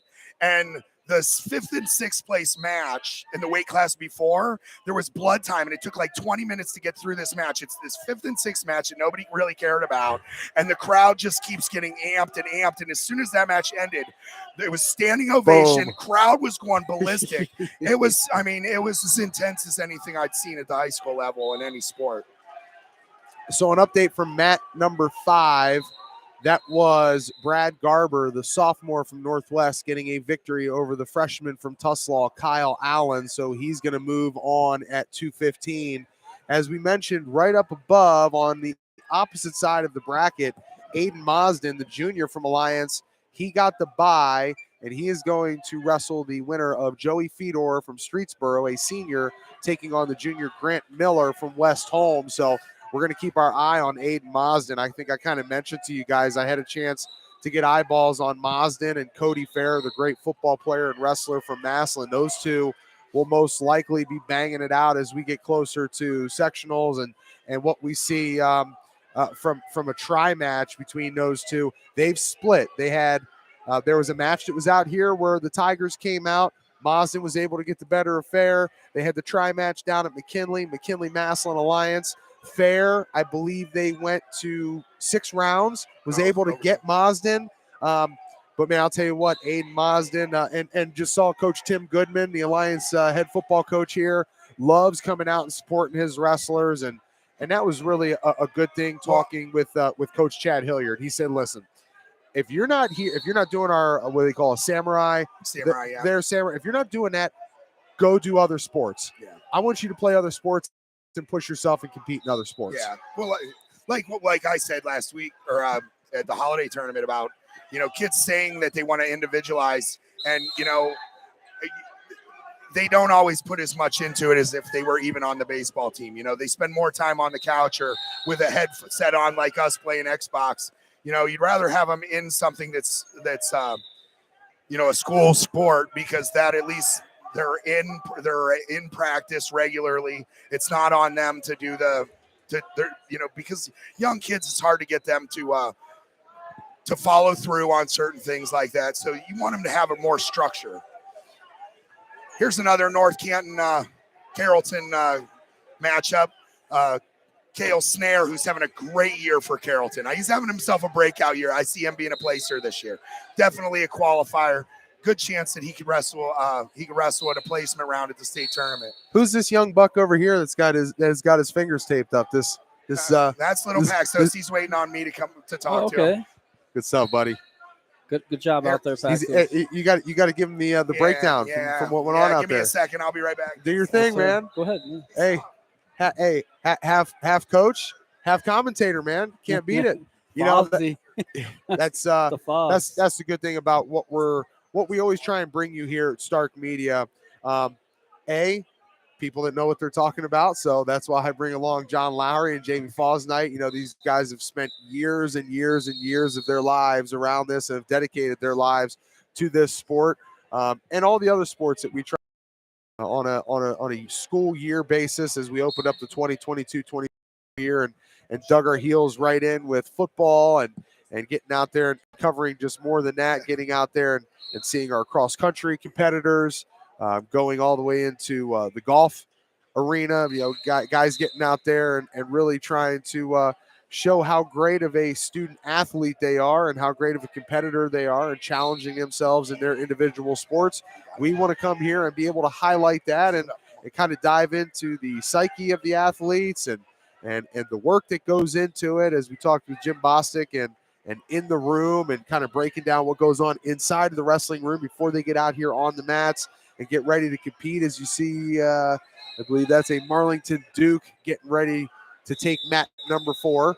And as well, you know, as we get into after this section of winter sports, as we have our basketball, girls basketball, swimming, and diving will be coming up, and wrestling, and we get into the spring season and really start to dive into not only baseball and softball, but lacrosse and track and field. So many great athletes and student athletes around Stark County, not only Stark County, but Northeast Ohio, that we try and put a light on all the time.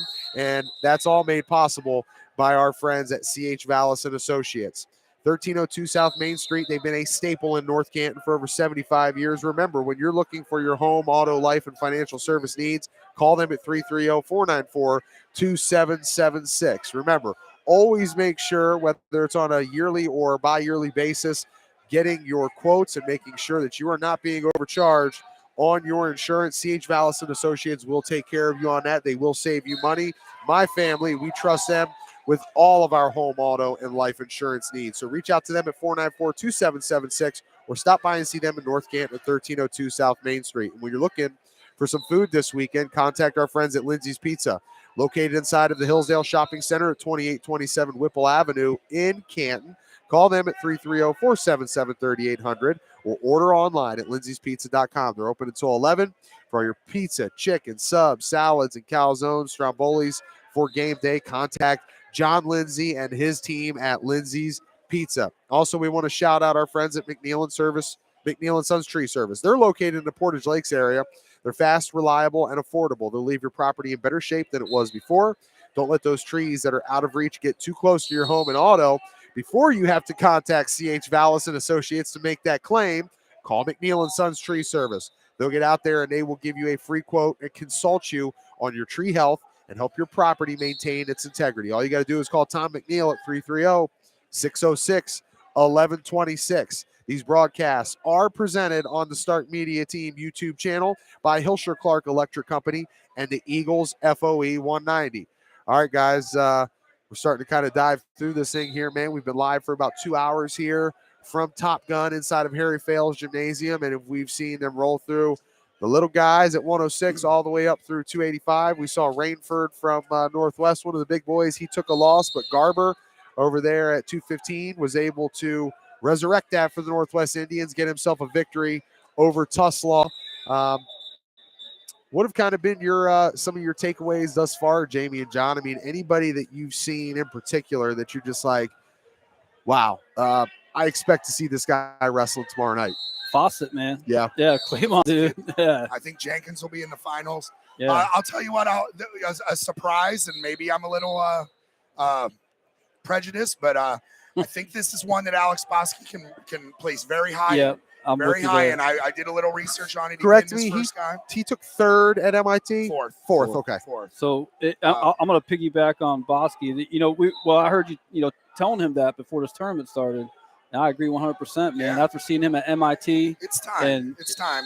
It's time to break through. This is what this tournament's all about, though. Is that he's got a tough kid. He's got the Tuslaw kid next. That'll be a tough match in this round.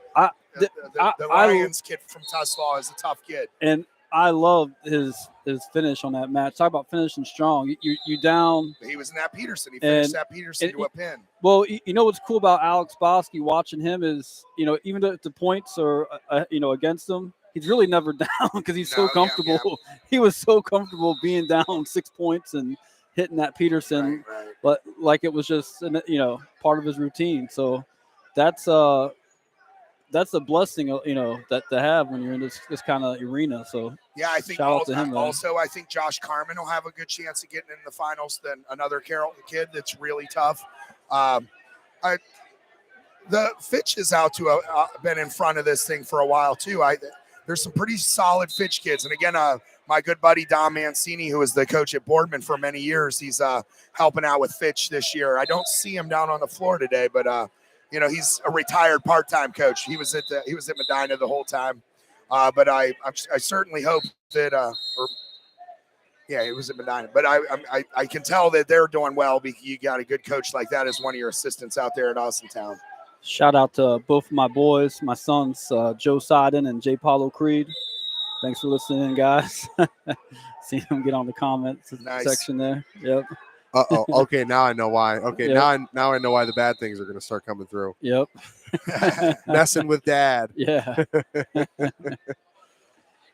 Keep it PG. Yeah, keep it professional, guys. Unlike your father. Yeah, I tell you what, this tournament, though, historically, I don't know how far back it goes, but, yeah, you always... Early 90s. Early 90s? Wait.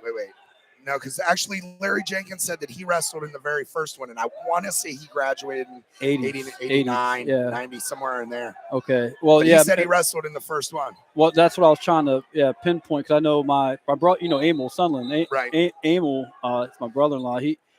I think he won this thing. Yeah, back in his day, and then his son repeated for Perry as a champ that same year that car match happened. He was the match before it, actually. Yeah. Yep, Amos was. So, yeah, I think he's in the building already, he said. So, hopefully maybe we'll see him later. Emilio. Yeah, appreciate everybody tuning in here on the Stark Media Team YouTube channel. Been a bunch of you kind of strolling through here throughout the morning as we've gotten things going here at the Top Gun tournament at Alliance High School. So shout out to all you guys as you continue to roll through here. Stick with us all afternoon. I know they'll have a little bit of a pause here as we get some things going later in the afternoon, and we're going to check in and dive into the hospitality room, see what's going on out there, and we'll update you on some more pictures as well as some videos coming through. So check out our Twitter feed at Stark Media Team. We'll update some of the Carrollton guys. Just dropped a little bit for you there now on Landon Jenkins, and also that victory he had over there on Paxos, and kind of some of the Northwest Indians wrestlers, updating them. And so a strong group effort here by these Carrollton Warriors. You see, I believe that's Matt number 3 getting ready to rock and roll there as well. He's going up against that Palmisano kid from Mayfield who was tough last week at the MIT, man. Or not last week, but yeah, but back, at the MIT, that Mayfield's entire team, by the way. Yes. They were forced to, they look great. I got to give it to them. They, a lot of these teams, Cleveland area, throughout the years have kind of, bounced back and then forward and back again. So good to see them back in the big picture. They've always had some talent. I mentioned Derek Bendel. He's who owns the heavyweight. Well, not as a heavyweight, he's a state champ, but not only that, but he has the pin record at the state tournament, quickest pin, state tournament history. So an update on some of the team scores here at Top Gun. Right now with 30.5 points, Austintown Fitch is your leader. At number 2 is Granville with 27.5 points. Underneath them in third place, the Carrollton Warriors at 26.5. Tied with West Holmes at 26.5 as well. Underneath them at the 5 spot, Jonathan Alder with 26 points. Coming in at 6, Nordonia with 25 points. For the Malvern Hornets, they have 24 points. They are in the 7th position. 8th is Streetsboro with 23 points. And as John just mentioned, Mayfield, a strong team. They have 22.5 points in the 9 spot. At 10 is Aurora with 22 points. And as we kind of round out some of your top 20, we'll call it top 21 here to kind of highlight some of our local area wrestlers. Coming in at 19 is West Branch, at 20 the Hoover Vikings, and at 21 the Marlington Dukes with 14 points. Trickle it down a little further at 24. Tuslaw, the Mustangs, have 12 points, tied with the Field Falcons at 25. And by the way, Palmasano was getting that working that pin down there. Surprised the ref didn't call that for him, but yeah, he's off to an early lead. But hey, anything can happen still for his Carrollton wrestler. He's out there looking tough to, I think that's something, TJ, a lot of people don't maybe, or they overlook, is to fight off your back like that, man, is insane. Yeah, it is. That's really, like, people talk about, fight or flight, or like in a situation when they're attacked and they, self-defense, man, that's it right there, man. That's the scariest thing in your life, especially down here, in the gym in front of all these people, your friends, your family. Oh man, you're your squirming, coaches. you're doing anything you can to get out of it. Man, yeah, that's your heart just went from, regular, athletic heartbeat to heart attack kind of mode, man. That's the biggest fear of any of these guys, of course, is being put in that situation. But getting out of it is brutal. So if when you see one of these kids fight like that and recover, give them a shout out, man. Because that's an incredible feat. You know what I mean? In itself. I always talk about wrestling, so not just you versus the opponent, but it's you versus yourself. And I call it the marathon. Return, that's your marathon, and you got to be realistic about your result, of course, but at the same time, it's using those results to figure out where you're going to be next week. So that's why we're here. That's why everybody that shows up to this Top Gun, man. That's what it's all about. Well, let's kind of update you on what's going on out here on the mats right now, and it'll tie into a funny little story for you guys. I think you guys will appreciate this. But over on mat number 1, Coach Chad Hilliard spread a little thin out there right now, as Connor Norris, his junior, is taking on Cole Munn at 120 from Aurora. Connor Norris leading 2-0 with 20 seconds remaining in the first period. And if you drop down to mat number 5, you will see Andy Strader from Minerva. He's leading 2-0 over Grady Toy from West Holmes. Also, mat number 4, Sam Nouse from Tuslaw taking on Dean Poppy from Worthington. John Childs, the freshman from Carrollton, on mat number 3, taking on Paul Masano, as John mentioned, from Mayfield. And on mat number 2, Aiden Carone, a junior from Streetsboro, taking on John D'Amico, a sophomore from Field. So it was kind of funny, and I'm going to draw a blank on the last name, but you guys will be able to pop me in on this here. I believe, excuse me, did Connor Norris, was he able to secure a pin over there? The Minerva Lion, I believe so. It looked quick. Let me see here if I can pull it up on the about sheet. We'll check that here in just a second. But it was kind of cool. His Chad's right hand guy, Leo, was a long time wrestler. The Sawyer family, yeah. Yes. So Leo's the man. Kind of a tough little deal for him. USA wrestling stuff. Yeah, time, so kind of a tough little deal for him. And it was interesting hearing Chad Hilliard's story as he wrestled, he was pretty much always banged up. And he kind of talked about, once you get into this time of the year, it's kind of like football. By the second half of the season, if you're not banged up, you probably haven't been going as hard as you should be. But Chad had gone into the state tournament, lost his first match, and sat back there, had a great conversation with his coach, and he ended up winning 5 in a row to be able to finish third. Leo, at the same time, would face the young man, was it Haynes? I'm drawing a blank here. Who was the guy, 2-time state champ from Minerva? I know who you mean. Han? Han. The great Han. Han with the beat Leo for the state championship. And so every day Leo goes into that room, he has to see that up on the wall. And so they always kind of screw with him a little bit. And I guess when they got their new room over there, they kind of changed positions of it, put it in the coach's office. You don't have to see that every day to kind of remind you, Han was one of the state champs that Grogan wrestled that weekend when I said he wrestled. Oh, wow. And then he wrestled 2 state champs here. Han was one of them. Those were wars. I recruited Han as a coach. Oh, really? Yeah. Yep. When I was coaching college. Yeah. He was fun to watch. He had a nasty open double. He had such good footwork. It's the way he would fake and move was so nice. Well, I'll just say this. I'll admit it, man. I went down to, I came back home and, met him up and did a workout with him, just me and him. And because I was, doing like a, little recruiting kind of thing too. And he beat the bricks off me. Now, I was a little out of my prime, but still, I don't think I would have had a chance in the prime even. Yeah, that kid was nails. Didn't get a chance to mention Minerva Lions sitting at 13 with 20 points. But They'll tell you keep what, going. They'll move up. Yeah, you know what?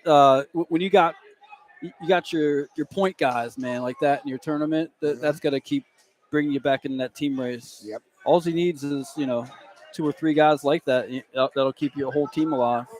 Malvern's in 9th. Okay, see, like we were talking about earlier. Yeah, it's just and they were in 2nd, right? Right. Yeah. They took the picture and they got the Dr. Pepper and the pizza, and it fell a little bit after that.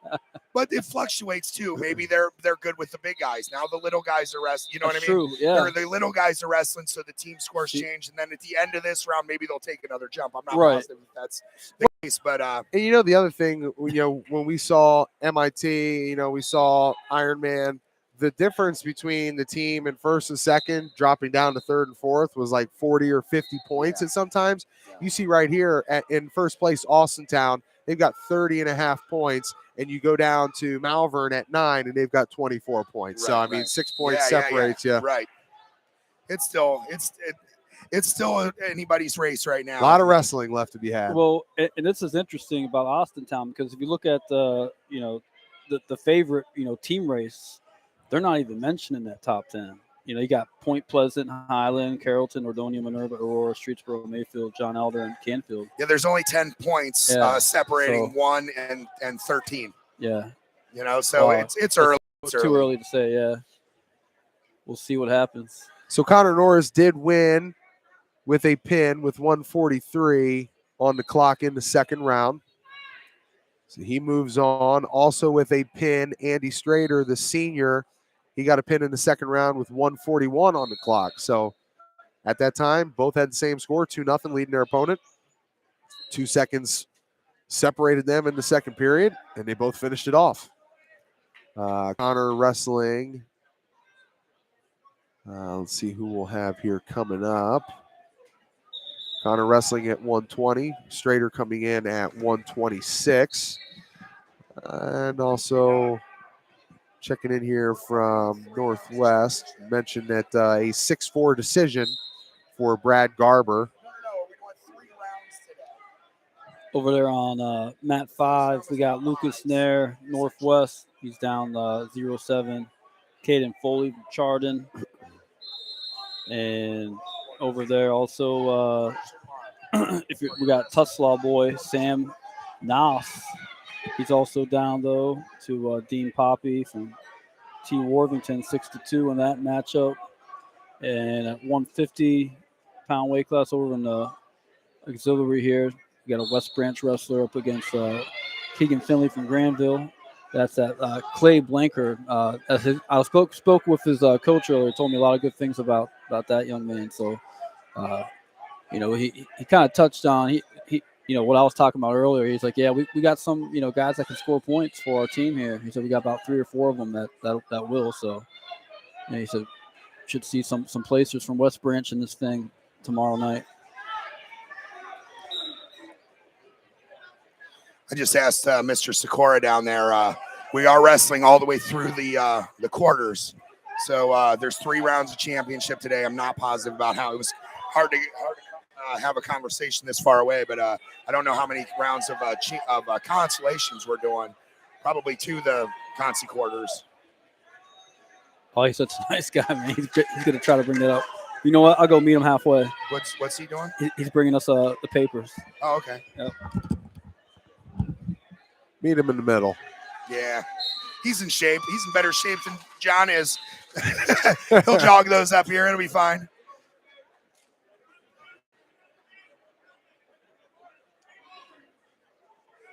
Yeah, so we haven't really mentioned that there's obviously 5 mats here in the main gym, but there's 2 mats in their auxiliary gym that are all doing the consolations right now.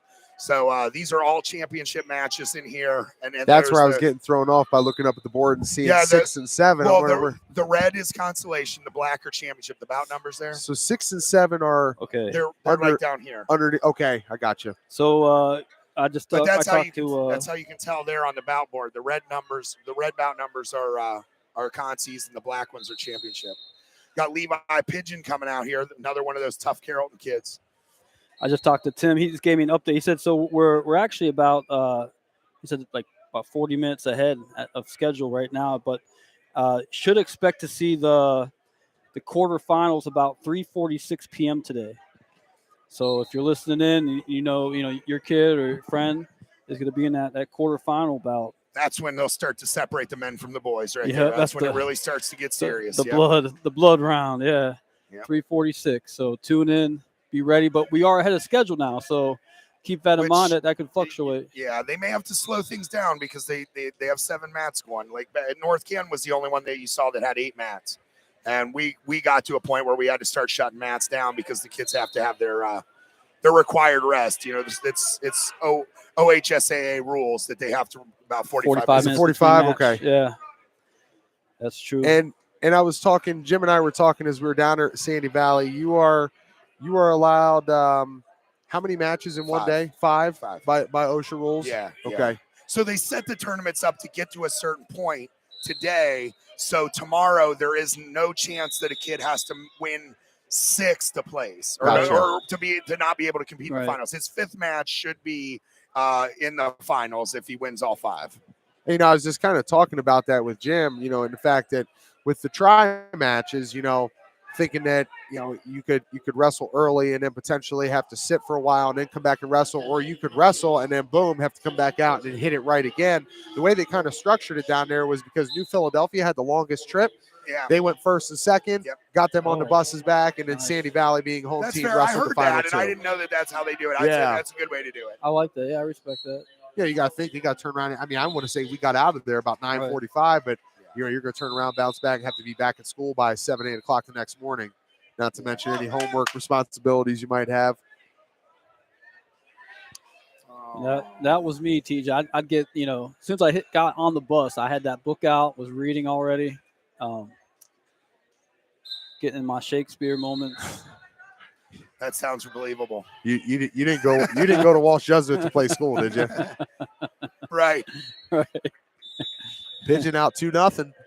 He's such a tough kid. About 30 seconds remaining in the first period.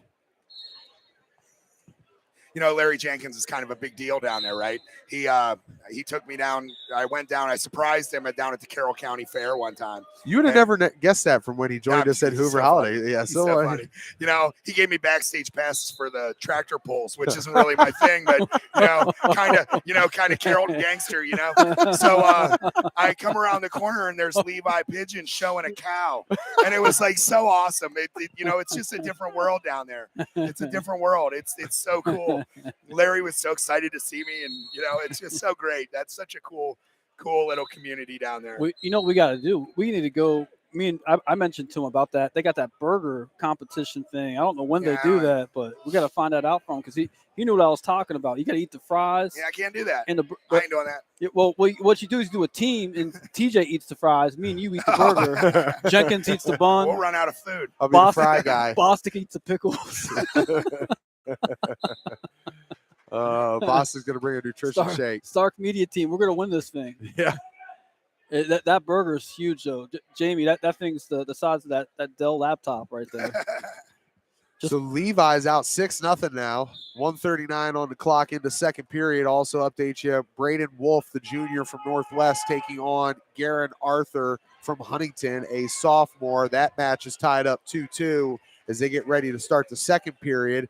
Michael Doris at 126. Braden Wolf also at 126, but Michael Doris, a junior, 126 from West Branch. He's up 2-0 as they've just started the second period of that match. I'll check that. It's 1:30 on the clock in the second period. He's taking on from Granville, the sophomore Andy Sanchez. I believe for your consies at 144, Aiden Watley, a freshman from Northwest, taking on Trenton Cole, a freshman from Claymont. Aiden Watley from Northwest up 2-0 with 35 seconds remaining in the first period.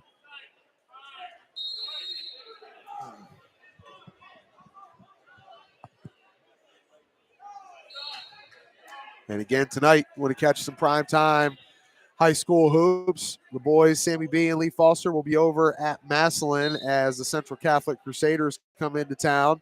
Tigers and Crusaders will get started a little bit after 7.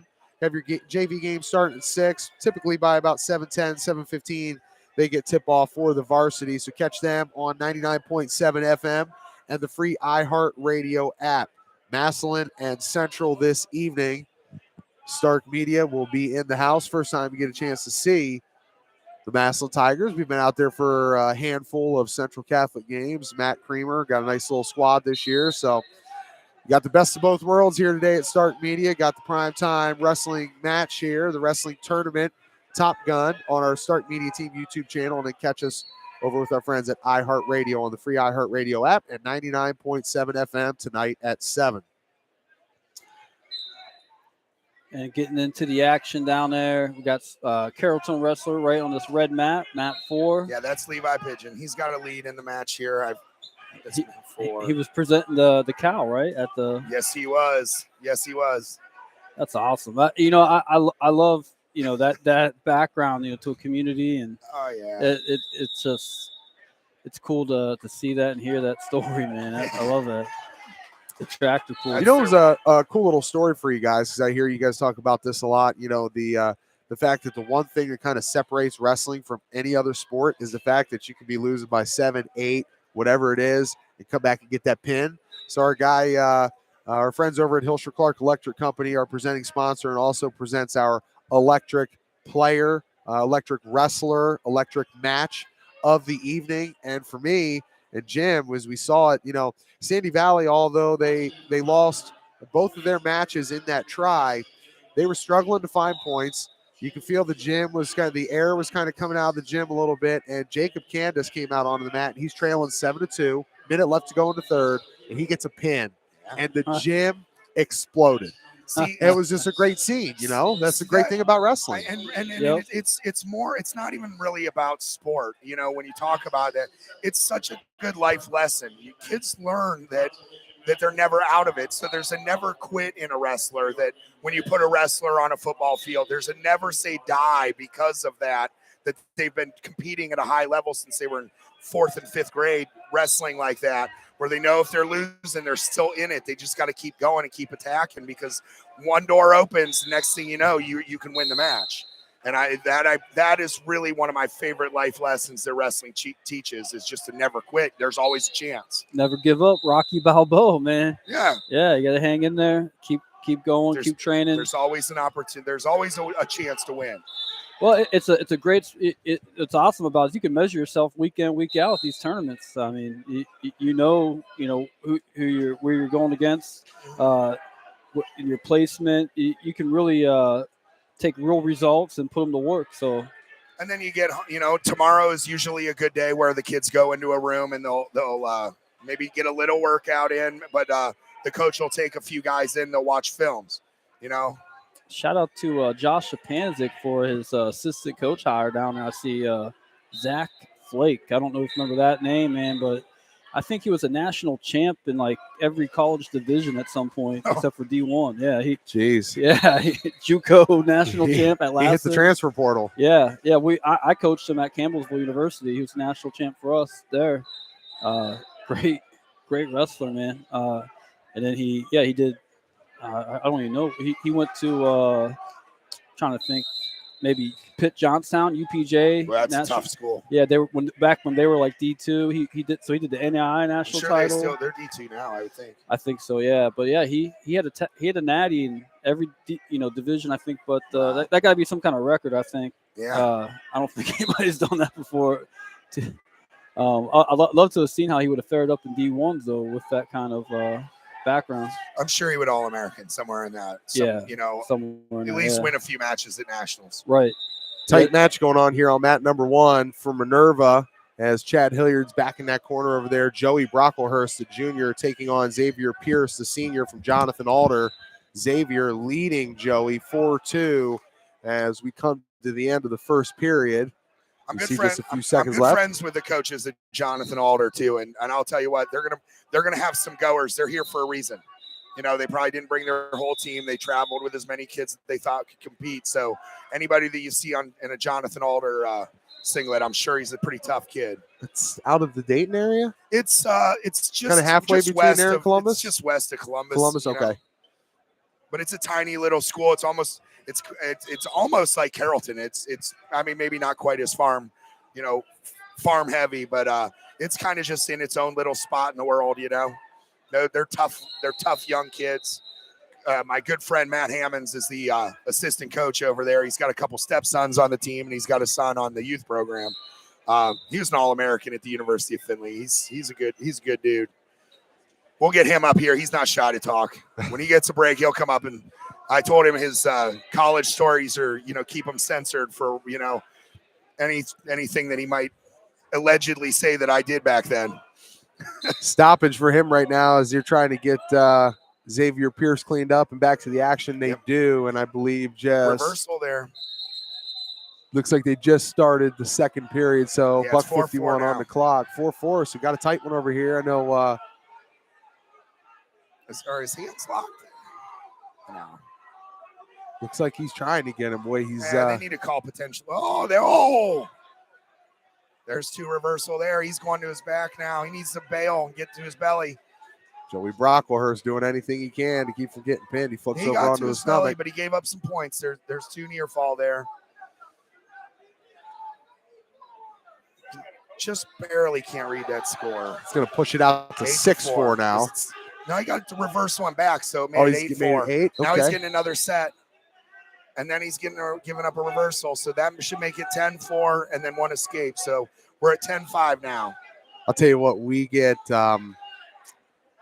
it's you can get very spoiled with some of the setup from Wrestle One when they come out here and you've got the towers out there, and it's just you don't have to kind of squint your eyes to be able to look onto those computer screens, man. Those guys at K-Li's do a great setup. Seen Art K-Li walking around here earlier, obviously over in the corner. A lot of Northwest Indians wrestlers in the house. Yeah, that makes it easy looking at those, but still a great setup here. Everything they do here for Top Gun at Alliance City School District. I know they've had a little bit of a transition phase here as they've moved through athletic directors, and it'd be remiss if we didn't give a special shout out to Lenny Reich, who lost his battle with cancer recently, just as he had stepped away from his sports information director role across the street at Mount Union into athletic director role here as Mike Schott had left, and Mike Schott was always a big part of everything that happened here with Top Gun. What a great guy that is. And I'll tell you what, you're going to see that McKinley wrestling program. He'll do great things there. And, I think it was the same week as MIT. They had 24 teams in there wrestling over at the field house, and so he wants to kind of mimic what they've been able to do here. But obviously, they've gone through a transition phase here over the last year of figuring out athletic directors, and I know that Lenny's daughter, she's still going to school here, a great soccer player, and just want to give a shout out to not only her, but her mother and your guys' loss of just a great, great man. Lenny did a lot for myself and helping out the Stark Media Group and helping out me as a young broadcaster as I first got started covering the Mount Union Purple Raiders alongside Sam Berkwin, and was always a friend to be able to talk to, was always able to get a lot of good advice and kind of pick his brain on a lot of different sports and how things operate and work from a collegiate level all the way down here to the high school level. And he did it as good as anybody across this great nation. So a great loss for the entire community here when we lost Lenny Wright. We'll keep pressing forward here. And I know that Alliance City School District's a lot to be proud of, especially here in this winter time. Great basketball team. I know they've gone through a transition phase there with coaches. No more Coach Kukura. Now you've got Weatherspoon in there, and that young guy right there is going to do great things for this basketball team. This is a great gym too, man. It is. It's cool. This is fun to be in here. You always like the feel, especially down low when they get the bleachers out, but you've got the wraparound railing up top, just being able to look down over top of all the action, and that's always fun, man.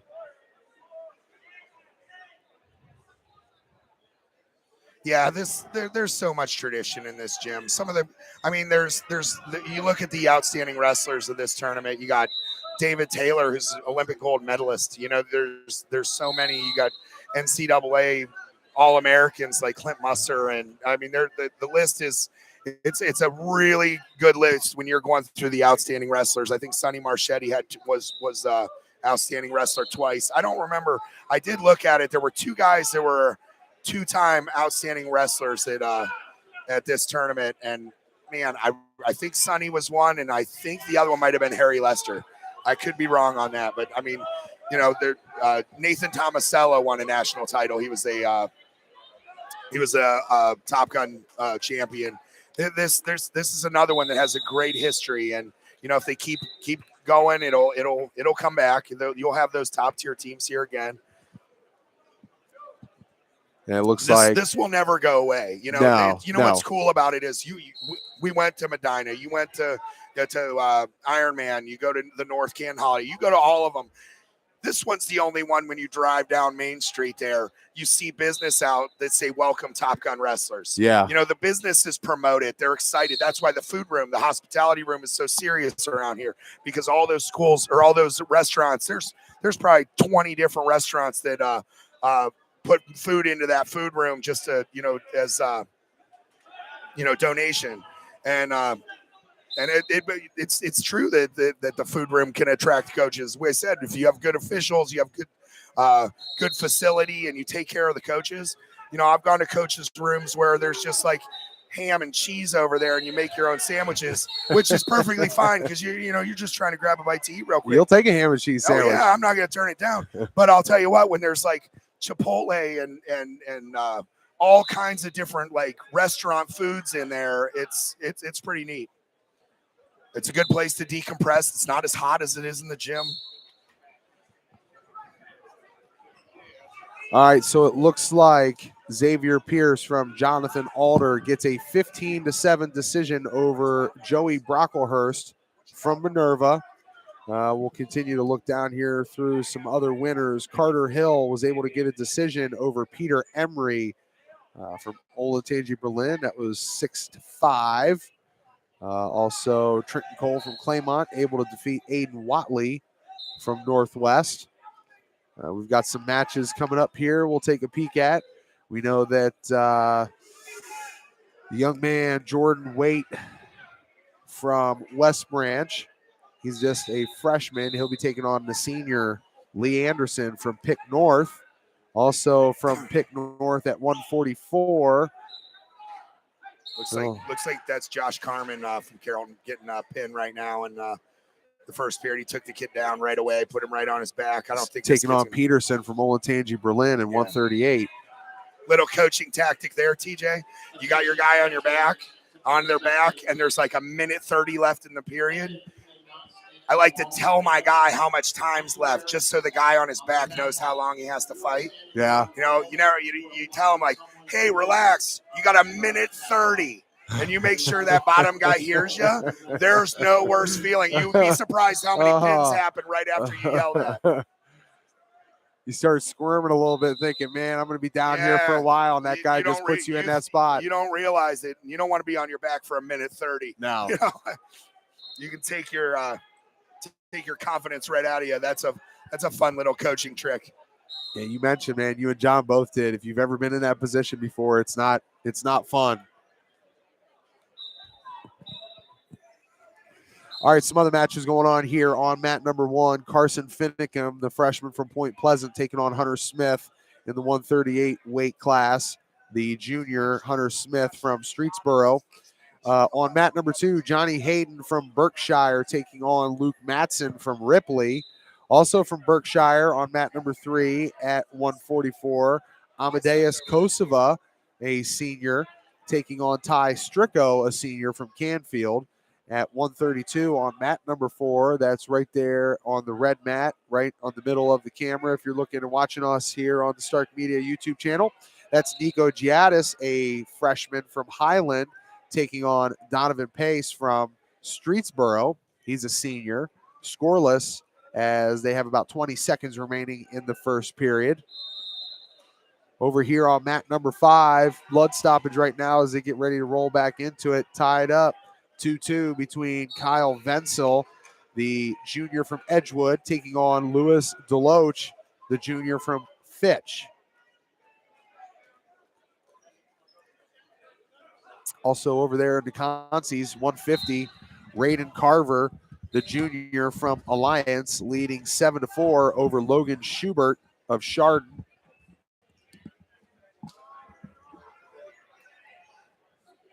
Clayton Day's coming up next at 144. The freshman from West Branch, he'll take on Kyle Bijak, the senior from Aurora. We'll continue to update you on some locals coming up here. Looks like 157. We'll see Mason Gonzalez, a senior from Northwest, taking on David Maxwell, the freshman from Field. We're surrounded by North Canton wrestlers. Holy smokes, we got the full boat. You guys got. Let me get those North Canton wrestlers in there, man. Where we at here, North Canton wrestlers? Hey, look, guys. Nice, man. Good stuff from the Hoover Vikings. I know that'll make Tom Oakes, athletic director, happy to see. I think he's got the day off today, and they're getting ready to host that Spectrum big basketball tournament over at Hoover this weekend. That's this weekend. Yeah, I believe you've got upwards of 12 basketball games. I know we'll be out there putting some coverage on some of the Sunday games. Nice. We'll be out here, Top Gun tomorrow, bringing you all the finals action. And they get this thing rocking and rolling again tomorrow morning about 9:30, right? Yeah, same time, 9:30. Nice. We'll great weekend here at Top Gun. We'll talk to him and see what we can do for finals. See if they can give us a table down on the floor like Medina.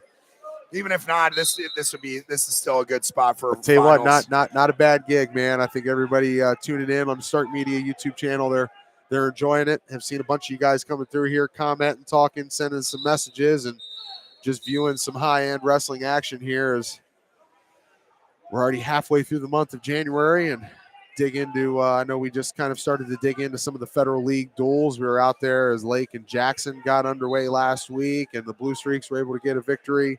Team victory over Jackson. Yeah, those crosstown rivals, like you were talking, you put me on the spot last week about who the rival was between North Canton and who our rival was. I always say that like the high school football around here and the wrestling, all these, we are all so close. Like you hear about rivalries in the state of Texas and football. Those teams are traveling 3 and 4 hours to a game. We're traveling 15, we get on the bus and it's 15 minutes to Glen Oaks Stadium. We get on the bus and it's 12 minutes to Lakes Football Stadium. We don't travel very far to get high quality teams. Our league is so tough and it's so cool. Every game is a real rival. There's no doubt about that. Yeah, maybe Jackson's week 10 for us and orange and black and purple and gold just don't go. But but every game you have to be up for because everyone is a legitimate threat. Then when you throw McKinley in the mix in the football season, it's just, they weren't in the league when I played. Yeah. They weren't in the league when you played either, were they? Or maybe they No, just came they in. weren't. They weren't at that time. I think by the time I got down to Ohio State is when they came in, and then you also saw had Boardman and Fitch come in as well. But it's always been interesting to me because from my time in school, and you said that you didn't really feel this way, that you felt that Jackson was your guys' rival, but to me it was like we looked at Hoover at Glen Oak as our rival because we're literally 5 minutes away from each other. Yeah. Cruise down and pass over Easton, and you're in enemy territory, right? Yeah. But and then as Jim and I joked on the broadcast the other night, I said that people love to hate to hear this when you say Massillon Perry or Massillon Jackson or Massillon Washington. No, it's Massillon, it's Perry, and it's Jackson. Right. But Jackson and Perry being right there inside of that township, right by each other, you would think that they would be more Week 10 rivals, and Glen Oak and Hoover would be more Week 10 rivals, but it's reversed. So, hey, any way you cut it, you're going to see that person, whether it's Week 10 or it's Week 6 or Week 7. Just be ready to get it on when that time comes around. Yeah, we're just so close in proximity, and these kids, especially the kids that play other sports, you don't always in football play against each other when you're little kids, but they cross borders when they play baseball. They cross borders when they wrestle and things like that. And wrestling's different than all those other sports because the kids train together. I told a story the other day or a couple weeks ago. I don't think that I said it on air, but Coach McCulley, he's a great youth coach out in Louisville. And and I was coaching youth wrestling in North Canton. This isn't something that you ever hear of. Coach McCulley came up to me one time and he's like, "Hey, I got an idea. I thought you'd like it." And I'm like, "What's that?" And he goes, "How about on Tuesday you show up at my room and coach my team, and I'll show up at North Canton and I'll coach your team. And we won't say a word. Neither one of us told anybody." And I just showed up in Louisville's room and I coached their youth team. And he did the same thing at North Canton. Like, you don't do that in That's any a good other little sport. switch up, man. I like you don't that. do that ever in any sport. You hear something like that. And we were both pretty recognizable. The parents, when I walked in, were like, "What the heck are you doing here?" And I couldn't wait to think of what the coaches or the parents were thinking when they saw Chris McCulley walk in.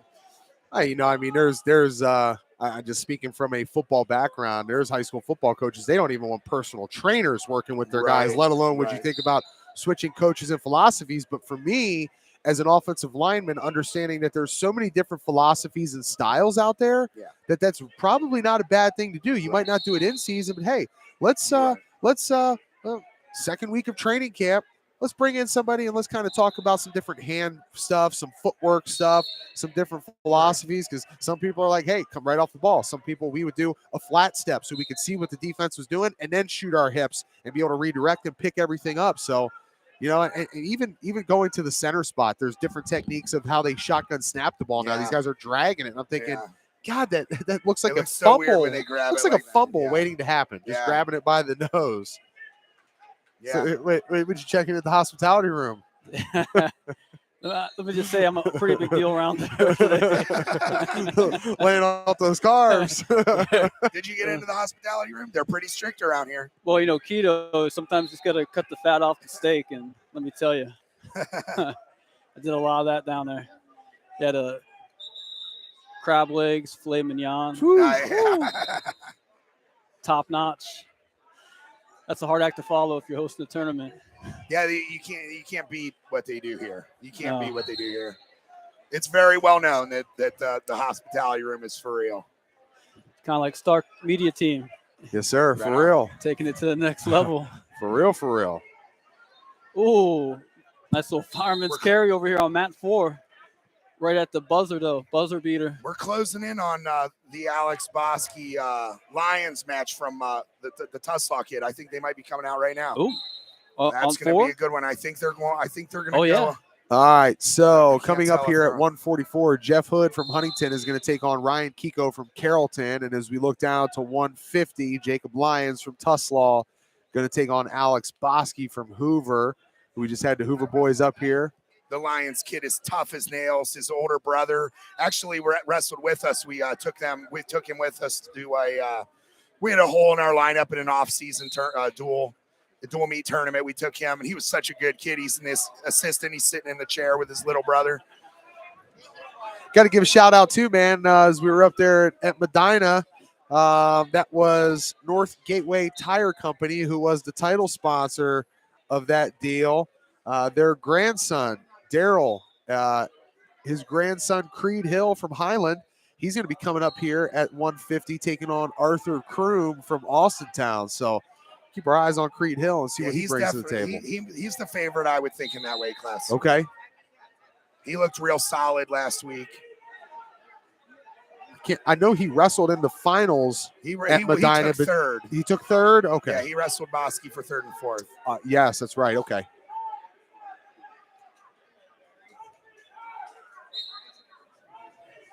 The Lions kid is strong and quick and athletic. Oh. All right, so mat number 3. So it's to see if the Bosky kid can slow the match down and wrestle into his match. But this is an athletic kid. I forget how old he is.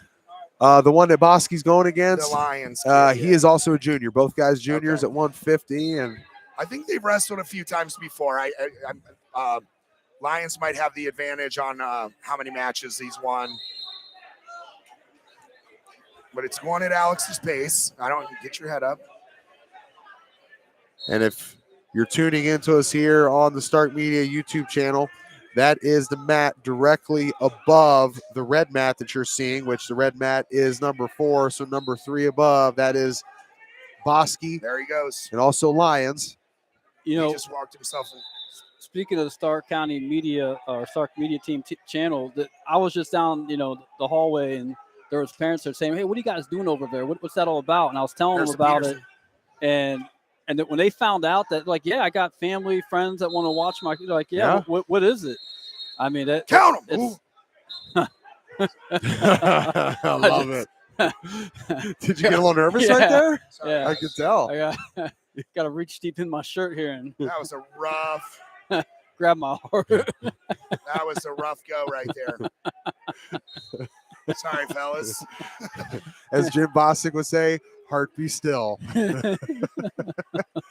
All right, Tussle Hall. Jacob Lyons out to a 4-0 lead over Bosque. We're getting close to Valentine's Day. This is that moment that you wish you had 2 refs. That guy's not going to change his call. You know, you go up and you say, "Hey, do you think that he might have saw it any different? Can you ask what his opinion was?"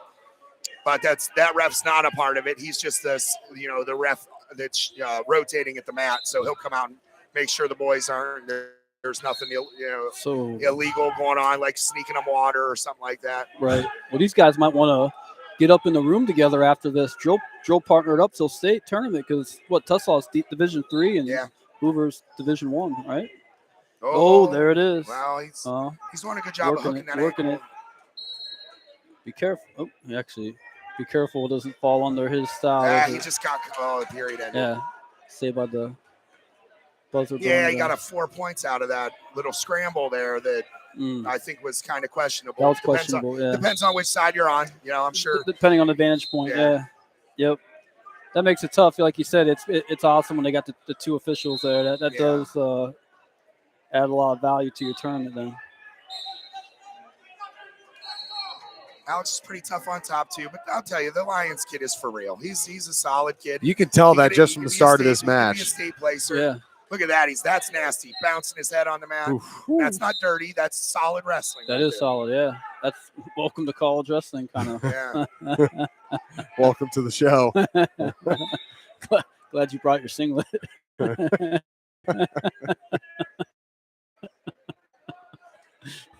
Well, you had also made mention up there at Medina too, Jamie, that Bosque's he's a tough guy to wrestle because his style is just so different, and he can just he can irritate and frustrate a lot of the guys he goes against. That's why dudes bounce his face on the mat. I said he's a really punchable kid. Yeah. You just want to punch him in the face. And he's unassuming. He's not somebody that's going to, intimidate anyone. So instead of punching him in the face. He's got a nice standing tilt there. He got away from him. Yeah, he's long and rangy. Yep. And I said he's a clinger. Like, he can hold on to stuff like that. Like, he gets his hands locked around your leg. Now we're at a 5-point match. Oh, and ankle picks aren't good for him. Keep moving. They're out of bounds. Love that ankle pick. That was nice. That was nice. And he's not an incredible athlete, Right. Like he's susceptible to things like that because he doesn't have the world's greatest feet, but he's a guy that does what's best for him, and he can compete at a high level.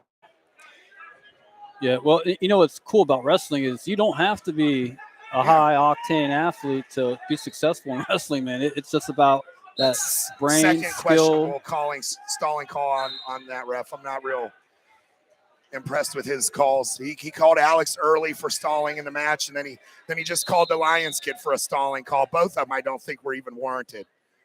Been aggressive. Both kids have been aggressive this whole match, and you're going to hit both of those kids have a stalling warning? That's ridiculous. Tell us how you really feel. Well, nobody's backed up this whole match. No, nobody. Yeah, there's nobody's taking a step back. They're taking shots. You're telling me that these 2 kids have a stalling warning? This is a solid match. I sure hope he doesn't do a heavyweight match. Right, yeah.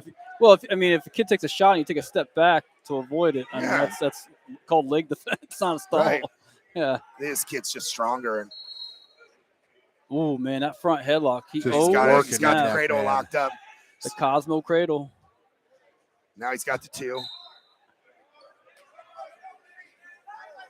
Got a nice. He's tough, man. There. He's tough. He's going for that old school 3/4 Nelson. Wow, that's a good luck hitting that on Bosque, though. Yeah, leading 5-0. Yeah, I think it's 7 now. Is it 7 now? Yeah, he just got 2 there at the end. Yep, just got the update on there. Yeah, but you know what? Earlier today, Bosque was down 6 points, came back and pinned the kid. So Not today. He tech falled that, or he beat that guy. He wasn't losing. Oh, I thought he was He down was to winning the whole time. to the Riverside kid. No, yeah. Last week Oh, he okay. came from behind in a match to win. Okay. But 7-0 to start the third. But hey, now he's in his scramble. This is where he's good. That's where he thrives right here. Yeah. You head hunt yet or no? Oh, No, not yet. Not yet. Okay. Not yet. But that's a weird spot. Well, he's not really in a Peterson position there. No. He should be able to score here. Step over that. There's your two. I like the approach though. Now he's got to get a turn here. We're in the third. Are we in the third? Yep, we got about 127 remaining in the third. And if you're just tuning in, we're talking about this mat on the flip side of this red mat 4 here. That's that black mat that says Alliance on it. And we're watching Alex Bosky, one of Stark County's own, duke it out here to stay alive in this championship round. That top push it out to 9-2 advantage. We're in trouble now. I'll tell you what, the Jake Lyons is a tough kid, man. And like I said, his brother, he might catch him here. Alex might get pinned there. Got leg in. Yeah, you can make an argument that's two. He's still got his head. There it is. Huh. Wow. Solid kid. He came out as intense. He came out and gave his brother slapped hands like he was listening to Pantera before he came out. Maybe corn. He's an intense kid. You gotta love that. That's There's now we're still calling stalling calls like there. Oh man. As he gets an escape or he gets a reversal. Over on mat number 1, that is Ryan Kiko from Carrollton taking on Jeff Hood from Huntington at 144. Looks like a 7-4 lead for the young man from Huntington, Hood. Welcome to the Hood. Got the Pinstripe Mafia down there from Carrollton. The Huntington kids winning that one right now? Yep. You know what? Yeah, I see it. Okay. The Claymont just give up on that Pinstripe battle? I haven't seen too many singlets like that from them today. I thought they claimed the originals they're the pinstripe group. Yeah, on the pinstripes. Yeah. Got that orange and brown right there, man. Yeah. It's the Mustang it's with so the ugly, shoe. it's cool, man. It's so ugly, it's cool. Yes, it is. I ain't gonna argue with it. It is. It is cool. Like, look at this. The Kiko kids got him cradled. Almost got some points there out of it. Kind of like the Cleveland Browns uniform. Mad Dog. Shout out to Deshaun Watson. See your guy AJ down there with the hair. Where at? Is he getting ready to come up? The hair is loose. I'll tell you what, he is fun to watch. He's the opposite of Alex Bosky. He is explosive and technical and pretty, and it's a lot of fun to watch him wrestle. Do we have any Big Daddy sightings in the building? I haven't seen him. You know what? I talked to him before Medina. I said, "Hey man, we're gonna need you to get you on the microphone here eventually." And he goes, "Dude, anytime, man." He's not shy. He'll be great. Not shy at all. Well, you know what's funny is there's this wrestling community. Yeah. Almost anybody you could grab and be like that has this background. You grab and say, "Hey, you want to talk?" They'll jump right on and be happy. We don't like it comes with this of being a third grader and wrestling in front of a crowd like this. The crowds are bigger in the youth. Because everybody comes, mom, dad, grandma, grandpa on both sides. Every kid has 10 people there, and they grow up wrestling in front of full packed gyms, and they're out there by themselves. They don't sweat the stage. Wrestlers don't sweat the stage, It's insane. You go over there to Glen Oak High School on Sunday afternoons, Sunday mornings. I mean, there's 2,000 people packed in the gym. And everybody says the wrestling moms, they're the craziest ones. Like they're in there screaming, going nuts. Like, watch out, they will punch you in the face. Yeah. And that's where they're learning how to be a mom or a dad in this sport. It's super intense. It's really hard to watch your second grader go out there and watch, and he's getting halved and it's tight as crap, and you're watching his lips turn blue. Moms, it's hard for moms, right? And you can't go out there. I think I know where I'm going to be going out there to save her baby. You should go over there clubbing them over the back of the head or their purse. I mean, you see those videos, and you know what? Yeah. Don't hurt my You can- baby. You can yell, you can sit there and laugh at that mom. There's a lot of moms who never sign up for their parent kid never sign up for wrestling until you see that. Right. Until you see Yeah. your kid get jacked up, you know, Right. like that, because they don't see the Well- look on their face when they get hit with a football in a football game. They don't. It's way more intimate because you see the expression on their face. I'm telling you, you can see a Yeah. kid's lips turn blue because he's getting choked out so tight. Well, yeah, you can always tell a wrestler did by the expression on their parents' face as they Yeah. walk away. Yeah. Yeah, that's yeah, and there's videos on TikTok and YouTube, stuff like that of things get out of hand. But yeah, it's I think it's a lot more emotional, yeah, because you're watching a battle, man. Your kid's out there duking it out with another kid, and it's not like the Little League baseball game, is it? You know what's invested. You know. The travel that goes into it, the watching your weight when you have a third grader that's 4/10 over on the day, you don't have them lose serious weight, but you have to monitor them. You don't want them to do all that work and go in there and be 3/10 over and they're not allowed to wrestle. Right. You still have to monitor what they what they eat the day before or the day of weigh-ins. More weigh-in. You can't have breakfast. You can eat in a couple hours. You'll live.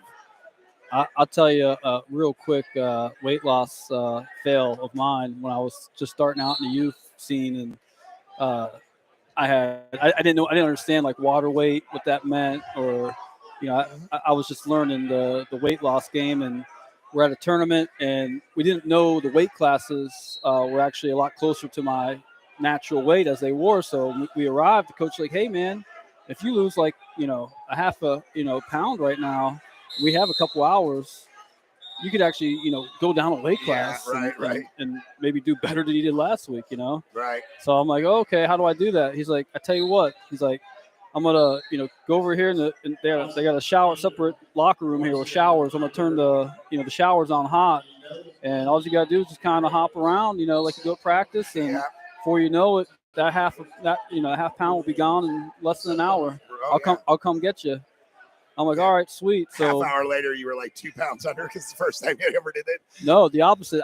So half hour later, I'm like 2 pounds over because I was drinking the water while I was getting thirsty from the heat. Oh my gosh! I didn't know. That's a good one. I didn't understand that. You did not understand. Yeah, I didn't get the water weight thing. That's funny. Yeah.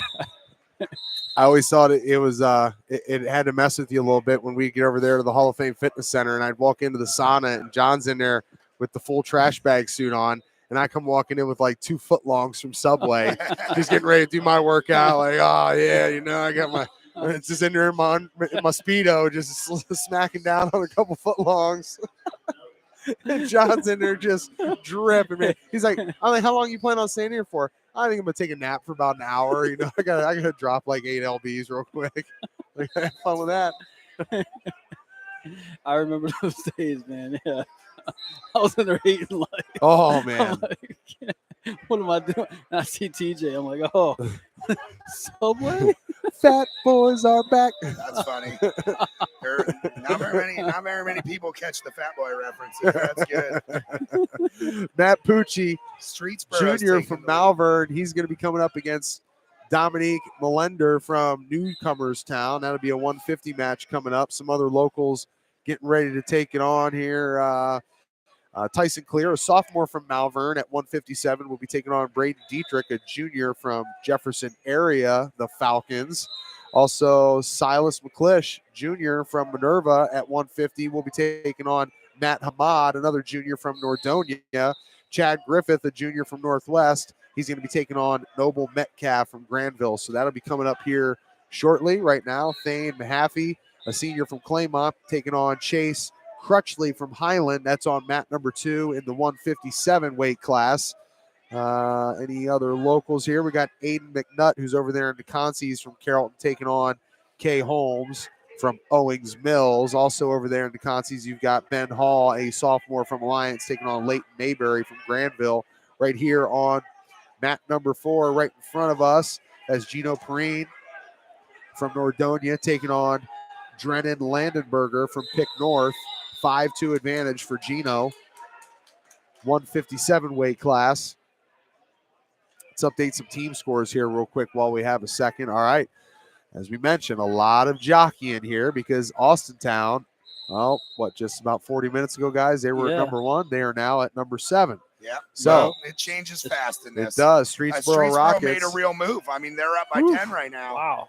Shout out to Zupi, Josh Panzik, head coach, man. They've got 48. They're leading Granville. Granville at number 2 at 38.5. The Carrollton Warriors are at 37.5 in the 3 spot. West Holmes is at 4th with 36 points. Right behind them, 35.5. That's Mayfield at the 5th spot. At 6 is Nordonia, 33 points. 7, we mentioned Austintown Fitch, 31.5. Below them, Jonathan Alder, 31 points at 8. At 9, Highland with 28.5. At 10, Aurora with 28, tied with Tuslaw, also 28 points. We look down a little further for some locals here. Marlington comes in at 14, tied with Pick North at 25 points. Canfield's at 16, tied with Malvern with 24 points. The Minerva Lions are at the 19 spot with 22.5 points. And rounding out your top 25, Claymont is at 22, tied with West Branch at 19 points apiece. Wow. That's what a team race. It's cool seeing it fluctuate like that, though, round per round, because like Jamie was saying earlier, you just don't know. This team got the big weights coming on.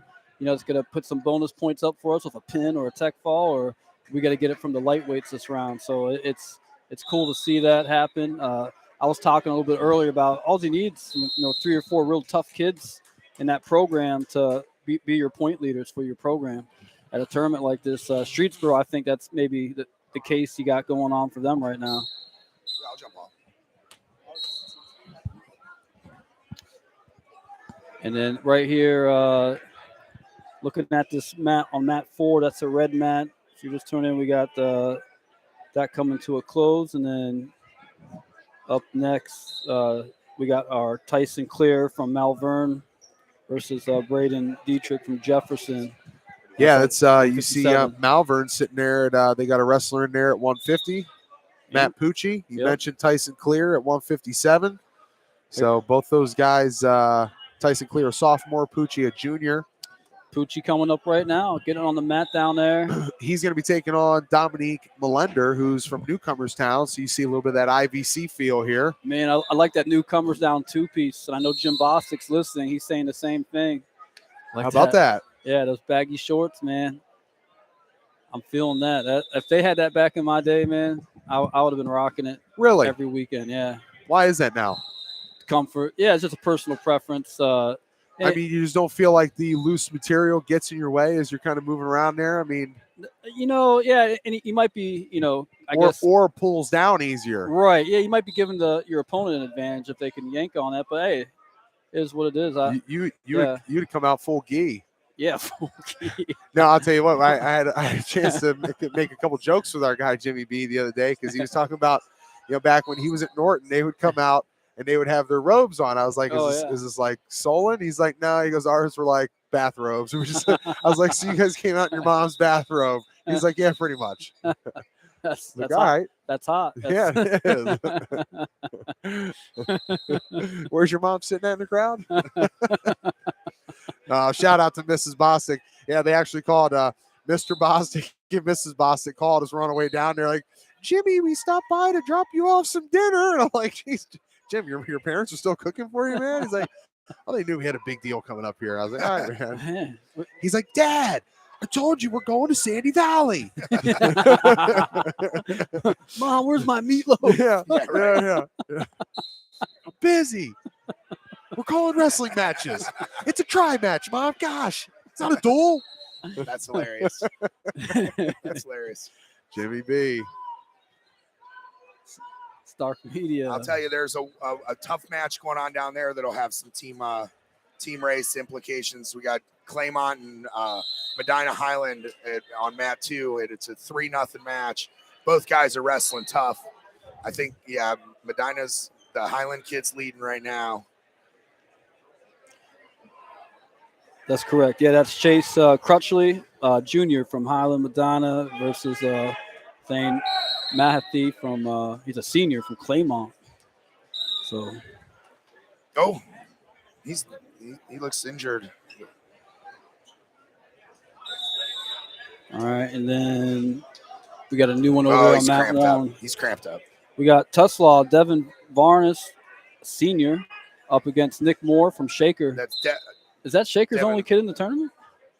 That's the first Shaker? Is that Van Est? Is that who you're talking about? Devin Van Est? Yeah, I'll tell you what. That name, yeah. I'll tell you what. He's a fun one to watch. He's a little bowling ball. If guy pushes in, he's going to take him. He's going to throw him. He's a little thrower. He wrestles with an attitude. He was on that Virginia Beach team, if I remember. Yeah, he was on that. The Larry Jenkins and I took down.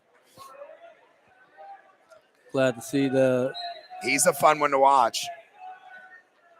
Shout out to Vontae Jackson, Shaker Heights legend, hero in the wrestling room, outside the wrestling room, entrepreneur, big-time business owner, Shark Tank guy.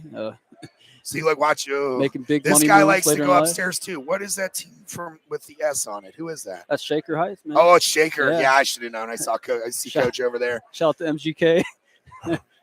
Yeah. We're gonna get some of those old Fat Boys or back beats going on, man. We'll be up here. John will be freestyling before the end of the day. That could happen, yeah. It's happened before. You get a little beatboxing. There he is. That's not where the Shaker dude wants to be. You don't want to be dancing upstairs with Van Est. That's what you're saying? Yeah, you got the. Look at him. There it is, yeah. Oh, he got tossed. Holy smokes. Maybe. The Shaker guy gave him a ride. This is going to be an exciting one. Oh, he might not get off his back. He might stick him here. That's that Vontae Jackson style throw, man. I'll tell you what. He might get him. William Pillows, also shout out to him, another Shaker Heights legend. That's when you yell to your kid, hey, he's got 45 seconds. He stuck him. Wow. Well, they you know what's interesting about that, because you mentioned the Tuslaw boy got that throwing background, but Shaker's always strong in that Greco team stuff, man. I think it's like I said, Pillows and Jackson that run that program for them. Yeah. Oh boy, that was not what I was expecting. That's my favorite takedown I've seen today so far. Yeah, that's it. Boy, that was an explosive one. That was nice. That was an explosive one. He had some air. That mat on?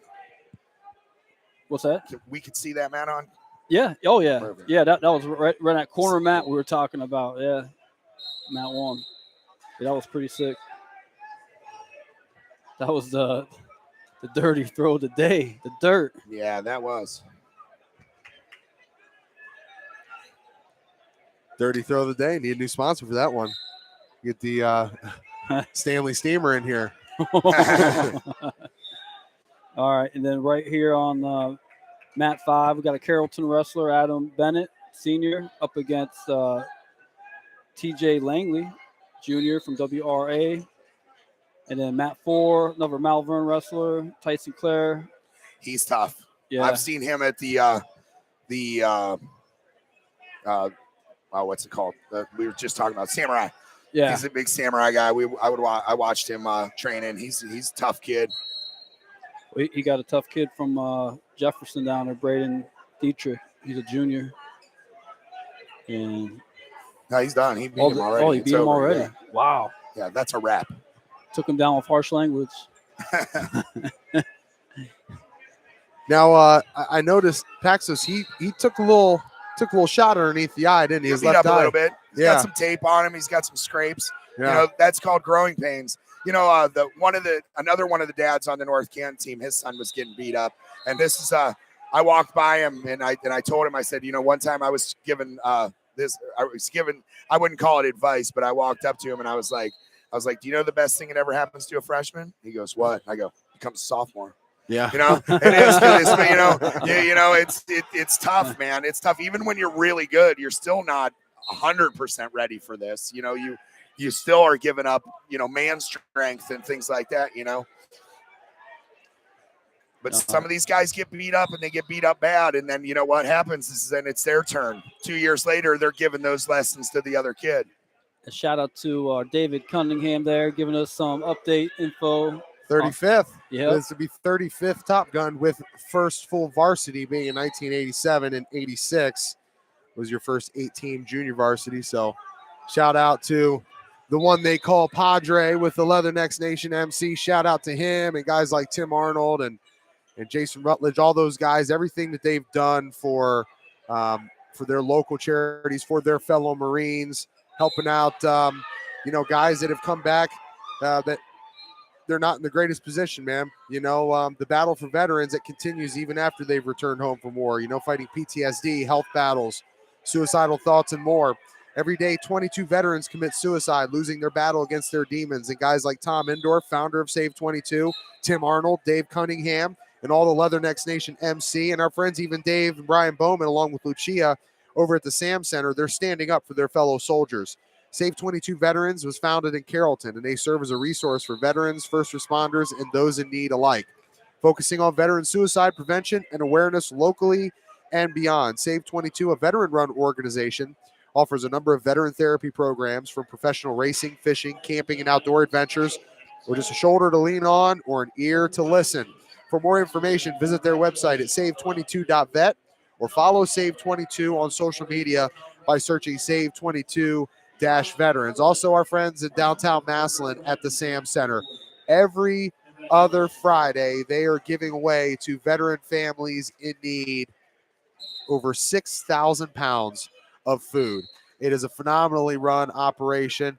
We've had a chance with the Stark Media Group to be able to get involved with them through our friends at the Leathernecks Nation.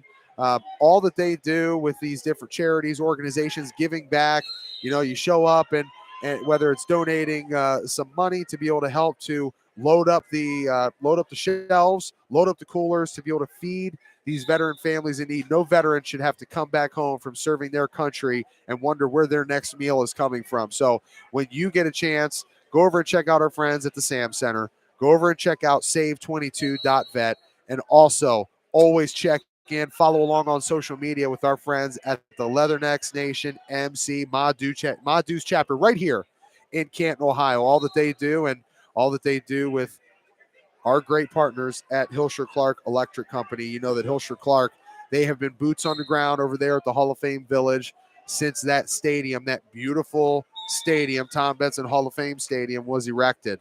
They're still there now, powering the lights, making sure that everything runs properly. Hilscher-Clarke has been there from start all the way through to where they are at now, and it is not finished. So the work that Hilscher-Clarke and the electric company, what they do in the community with Habitat for Humanity, looking to not only have they run the electric for those different build outs, but are looking to do their own full build out. So it's going to be pretty exciting to see what happens here in the near future with our partners at Hilscher-Clarke Electric Company. We shout them out for all that they've done for us here at Stark Media. We got AJ Dolph out here in his first match at Hopkins. This is where he might hit that inside trip too. He's nasty. The kid's got a 2-on-1 on him. This is a Mansfield Madison Ram out there. I had a college teammate. We talked about it in Medina when Matt Terrell was with us. We had a teammate. Yeah, that was the one the cheater that I mentioned. He's a bad dude. He's hard to beat at anything. So this is keep in mind, this is Dolph's first match back in action. Oh, he wrestled over there. He wrestled. No, did he? He wrestled against McKinley last Thursday, and he wrestled 2 matches on Saturday. So this is his 4th match of the season. And I misquoted while Jamie was gone, and it's more of like it's a foot deal that he's got going on, not really an ankle thing. Right. So something that you don't know could maybe one day require surgery, or that's the. I think you just fight through it. The bad thing is I don't think he can fight through it. It's like it's either he can't compete or he can. It's like it's so painful when it happens. It's a metatarsal or something with the metatarsal. It's really hard to. I mean, his grandfather's explained it to me like 14 times, and he doesn't even really know what it is. Right. They've been to multiple doctors. It's one of those. They're just hoping it's not a recurring injury for his whole career. Dang. Hey, real quick again, shout out to not only Mr. Sakura down there, but Kurt Hamilton. Everything that he does, I believe he's kind of in line to be the next president or run the Stark County Wrestling Coaches Association. We had our chance. The first wrestling thing we did popped out there to the preview over at Hoover. Yeah, he jumped on the mic. Yeah, he's been helping out a lot with all that stuff. The Stark County they do start all kinds of things to raise money for scholarships and he's very highly involved in that. And the Stark County, they used to do a Stark County All-Star duels, and they changed it to the preview, which is great because the Stark County All-Star thing, it was fun, but It's difficult It to was put. at the, It it was was at the after end of the season. It was So after state. All the kids were way bigger, but they Yeah. didn't have to weigh in or anything. But it's funny, 2 weeks after, seeing how bad a shape they were in, it's nuts. Yeah. And when they're not training every day, oh, Yeah. Dolph was on bottom there, and he hit a nice escape. It was nice. Granby, look at that. Oh. Did you see how smooth that was? All that. Well, He just we- did a yeah, cartwheel we were, out of bounds, and it was like, and it was so smooth just to protect himself from falling on his face. Like, that's crazy athleticism right there. That is, isn't it? Boy. You know, we actually had a great conversation with Nicole Jackman, wrestling coach for the Minerva Lady Lions. And we thought, you know what?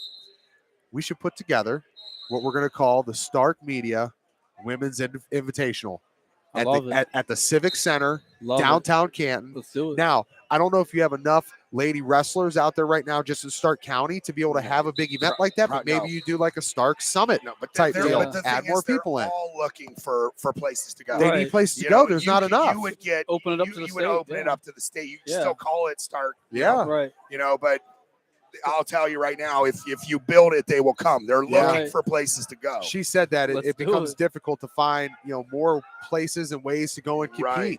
And it's I love it, man. I think that's next up on the list, man, as we look to do that. And that could be something that happens right after the Yeah. state meet. I mean, if you aim to do something a week to 2 weeks right after state wraps up, right?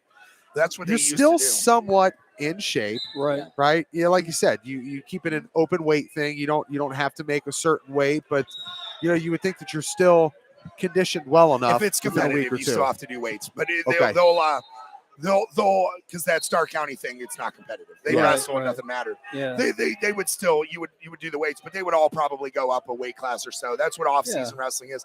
When like back in my day, everybody had a tournament. Like I would never have to leave Stark County. I'd wrestle sectionals, districts, and state.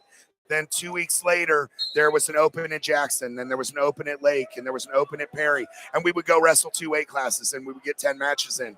Or when you're in middle school, you wrestle the middle school division and the high school division, but you wrestle 2 weight. There's nothing, and then those things just aren't available anymore. There was something that was so cool back in the day of like you're getting ready to wrestle in the finals for first and second. It wasn't really high level. Like you didn't really care if you won or lost, but you're in the finals at first and second, and you're wrestling, and you hear your name getting announced to another mat because you're wrestling 2 weight classes, and you got to wrap this up and get right over there and wrestle again.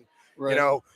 We grew up doing that stuff, but that's not available for the girls like that. They could, and they don't really. Everybody doesn't run tournaments like they used to, So the off season was. Dolph's got a battle on his hands here right now, up leading 4-1. Is he up 4-1? Yeah. Okay, they had it at 2-1 there, so he's just getting updated. He on just the got his computer. first takedown. Yeah. He About got And that. then, 20 seconds remaining in the This second. is where he's tough. He's got that bottom leg Turk. He's going to rack up some back points here. Oh yeah. Might stick him. It's over. Party over. Well, maybe. I mean, I thought it would be over by now. Is So that, he's got his shoulder up. There's 5 seconds left. Is that Papa Duke's propelling in for the ceiling? No. Nice kid. You see that? He just patted him on the stomach. Like Good sport. Yeah. he is. He's a good kid. He's nice. I remember, And here we go. Here we go. Let's yeah. see what AJ Dolph can do in the third period right now. This is where in a perfect world, if you were the other guy, you should be able to take over because it's just fourth match of the season. Needs these third periods to get ready for that sectional I don't know if he's been in the tournament, third period yet. Yeah. He may not have been in the third period yet. Well, Look at him. His feet are slowed down. Yep. On his heel a little bit. Yeah, he just needs to get to midseason form. It's he's shooting one shot at a time. He's got great hips. Like how he keeps his hips back, man. That's a good bonus to have. Oh, get a reshot off. Well, when But you he's pressing, he's moving forward. He didn't go out of bounds. He went back to the center. He's going to keep that clock running. He's a veteran for a sophomore. He's got a lot of mat time in him. Well, put yourself in the shoes. You up 4-1, third period. It's 7-1 now. 7-1. 7-1 with that last set of back. With that, back. So you can kind of coast then at that point. Not that that's well. I would never use the word coast, but you can kind of minimize your risks. Right. Yeah. Your risk versus reward ratio. Yeah. Right. That's true. Don't hear too many coaches ever yelling out to their guy, just coast. Right. There's ways of saying things without saying them. We're at 7-1 in the third, 40 seconds left. Yeah, he seems fine. I mean, he's not really attacking, but he's not really putting himself in any danger. But he doesn't look like he's not getting beat back to the center. He's working hard. Good way to start the tournament, man. That's his first match, correct? Yeah. All right. Again, this kid had a win. Right. This is first. He's been sitting here for what's that? Wrestling started at 9:30. It's 1 o'clock. Wow. That's his first match today. It's hard to believe with 7 mats. It took that long to get this far. And then he's got another one. They're wrestling through the quarters. For the quarters, yeah. And then quarterfinal action is scheduled to start up about 3:45 p.m. today. So if you're tuning in, you got somebody you knows could be in those quarterfinals matches. We got it for you right here. All that coverage. Stark Media Team at 3:45. Please share the link to the channel if you're tuning in. Let people know that this is amazing experience to have this advantage that you can watch your child, loved one, or somebody that you know from your own vantage point, from your PC, from your phone. It's just awesome to be part of something like that and to experience it. So take advantage of it. Yeah, there's another lateral drop. Oh my goodness. Whoa. That was down there on Mount One. I'll tell you what. Yeah. Well, I give the Shaker kid the nod there because he kept him on his back and he pinned him. Right. He got no back points out of that, but that was a nice throw. That was a nice throw. That was exciting. Where'd TJ go? Did he go grab a bite to eat, or is he going to be back in a second? I think I got a match in the auxiliary gym I want to go check out, but I'm not going to leave you alone, my friend. Oh, sorry. No, I'm not going to leave you alone. All right.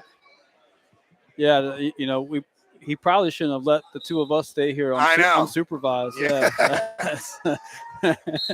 Well, he'll learn. Yeah. He'll learn. He gets those emails. Ooh, this one's getting scrappy. Look at this match right here. That dude is nasty. Here's gonna fight's gonna break out. That ref needs to take control of this match because it's getting ugly. That's getting a little far. That's 175. So Hudson Brink, West Branch, and Ezekiel Lucas, Edgewood. What'd you say? 75? Yeah. Yep. That's 175-pound. Wait a minute. It's 175. Ooh. Double leg. Oh, he rolls him. The West Branch boy rolled him over. Where's that kid from? Edgefield or Edgewood. I'm sorry, Edgewood. So it's Edgewood. Yeah. Ezekiel Lucas. Look that. Where's Edgewood at, Jamie? I'm not sure. I don't see them anywhere on Hold here. I don't see him as a ranked kid or anything. Google. I got Google right here. We got a local resource here looking up that Edgewood question answer for us. Shout out to K-Fed, Kevin Phillips, legend down there at Melbourne School District. To all those kids, they love him, man. Ashtabula, I found in Edgewood High School. All those wrestlers come up to him and shake his hand. In Ashtabula, home of the Warriors. Okay, home of the Warriors. That's what I think. So yeah, I guess that's a trip they made. They didn't come here to, they didn't come here to lose, man. That kid came out swinging, literally. Yeah, where are we in this match? How much time's left? Wow. Yeah. It's saying 3-2 on the update, but this, just like on Dolph's match when TJ read out the score, it could be. It's better here. Is it? 4. So it's 2-3. So it's 3-2, 16 seconds to go in the third. So we're pretty close to the end. West Branch is down by 1. Yeah, and he almost got a reversal, and they didn't give it to him, but they called it out of bounds.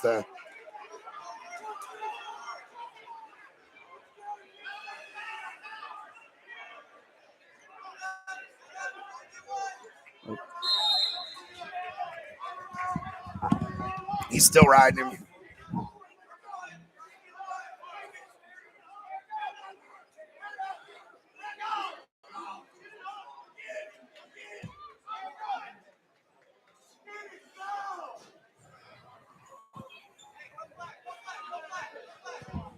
All right. All right, so Owings Mills is here out of Maryland. There's, out of Maryland, Owings Mills. Okay.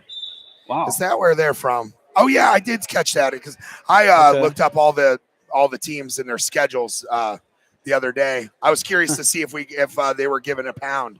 Oh. I wasn't sure if they were given a pound, so Yeah, 'cause of I'm on the travel. phone with Larry Jenkins in my computer at like 11 o'clock at night, copying every school, pasting them into Google, looking at their schedule to see if they wrestled on Thursday, the 12th. Then that would give everybody an additional pound. Hey, But, this looks like a great match. The Shaker one here. Yeah, Shaker. They got sophomore Cornell Beard from Shaker Heights versus Robert Alpha Senior from Field. Man, these guys look like they're ready to get at it. Got that 2-on-1 already from the Shaker boy, and he's working his head. And they are look like a well-matched matchup here. What we got going on over there, Jamie, on that format? I was checking I was seeing if All that the match score. was going on that auxiliary board. I wanted to check out an Alder, a Jonathan Alder kid. And his Okay. match is over. Well, Mat 5, we got a Streetsboro wrestler. His by the name of Landon Yeah. Bodovitz. He's a senior, and he's up against a Point Pleasant boy, Bryce Holcomb. So, Point Pleasant, was favorite to win this tournament. And then Streetsboro, last time we looked at that team race, they were in that one spot. So, interesting matchup right there on that Mat 5. Is that headset plugged in just in case somebody comes in? 'Cause Yeah. He's going to come up after a heavyweight match. I got Oh, cool. Matt Hammonds will be coming up after the heavyweight match over there with Jonathan Alder. Excellent. Yeah, he just told me his stepson pinned. So he's in the quarters. Nice. All right. Sophomore, big guy, like maybe 190. I have to check here. Tough kid. He do a standing backflip. At one time, Wow. I saw him win, and the basketball hoops were down, and he jumped up and he pretended to dunk it. And he hung on the Dang. hoop Yeah, like he enjoyed a wrestling tournament. that's sick. Maybe give him like a little halftime show during the break. Yeah, I like him. He's got a little punk in him. He's a good dude. All right, Shaker Heights boy just came up with a nice double leg takedown. What he just did, we call that the blast double leg. Yeah, he hit that thing. Face in the middle. Yeah, Yeah, there's blast double, freight train double. There's a lot of names for it, but that's a man's game move. You send a message, you score with that. right. Yeah. Uh-oh. Now you get a thrower. Somebody, you do that to a thrower. It's not always a good idea. Right. Yeah. You do that to me, I'll catch you, and we'll send you to flight school. All right. TJ just returned to I us. had to go get my boys dialed in, man, so I can get you guys down in that hospitality room after we shut down here for a little bit. He's back from Camelot. My boys started talking about crab legs down there. Crab legs and Chipotle, man. We're good to go. What was going hard in the paint? And check in. Got a little video that I'm gonna put up there for young Artego, AJ Dolph. We'll show some videos out there. Got himself a nice win. You missed it, man. Papa Duke's propelled him down the ceiling.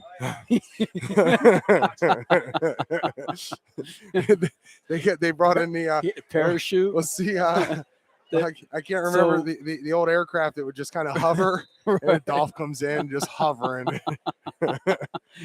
Well, He's got a jetpack on his back. Well, now, real talk, little history of this gym.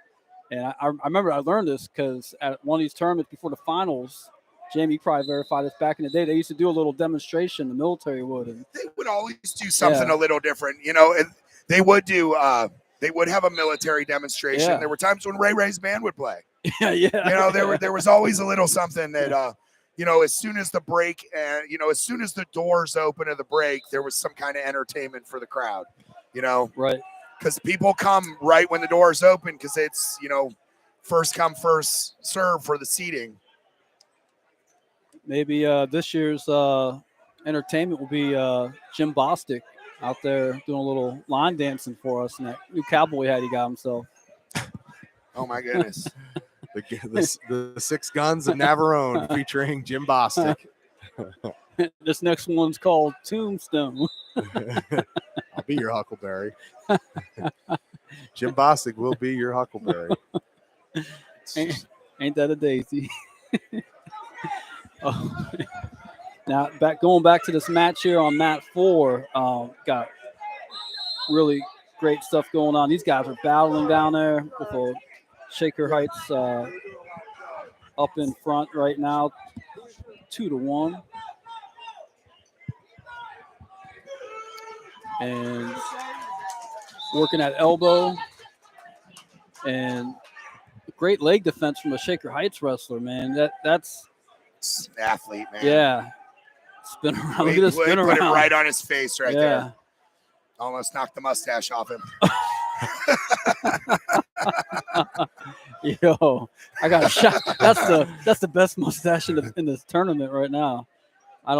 He's not close to my Freddie Mercury yet, but he's getting there. He tried a standing Peterson. He's got a little funky. Is that a field guy? Hey, watch out. Where we go upstairs again. No. Somebody's going. Going. He's posted on the hip. He's not having that. The Shaker guy's not having that. Get the cameras up. Oh, buddy. That was pretty. Nice. That was pretty. These Shaker boys are real, man. These Shaker kids are wrestling tough. Where are they at? They probably don't have a full team, if I'm not mistaken. But I don't know where they are in the team race. I tell you what, that's some Vontae Jackson, William Pillows training right there.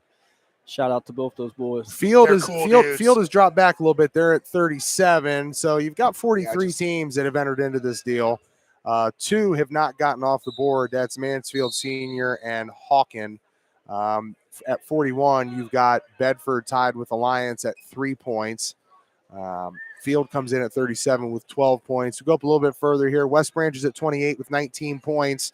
Claymont also tied there between 25 and 28 with 19 points. Cuyahoga Heights, Delaware Hayes, West Branch all sitting there with 19 points. Newcomerstown, Northwest, and Hoover all knotted up at the 22 spot with 20 points. Tuslaw is at 18, tied up with Marlington and Malvern. We'll call it 16. The 3 of them all with 28 points. Minerva tied up with Highland at the 13 spot with 30.5 points.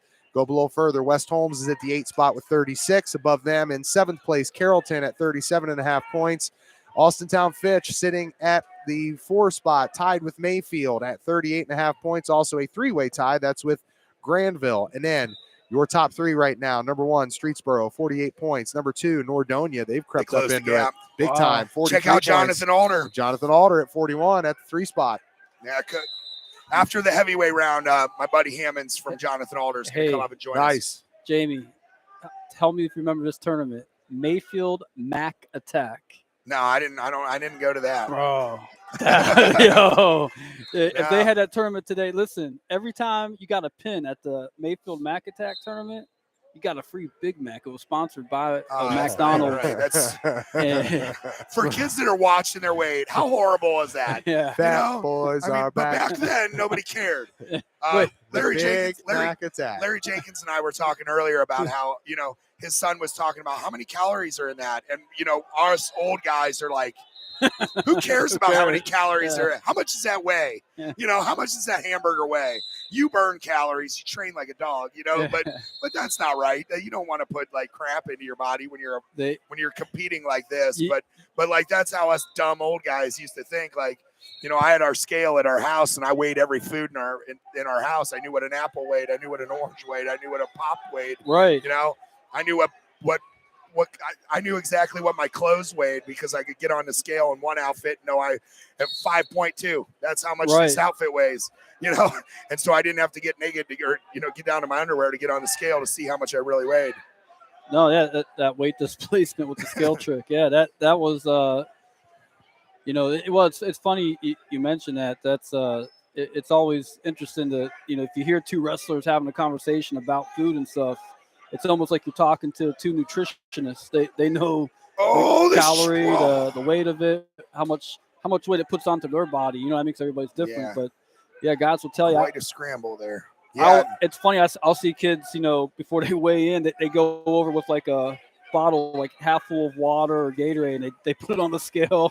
Yeah. Because they want to know how much they can drink before it weigh in.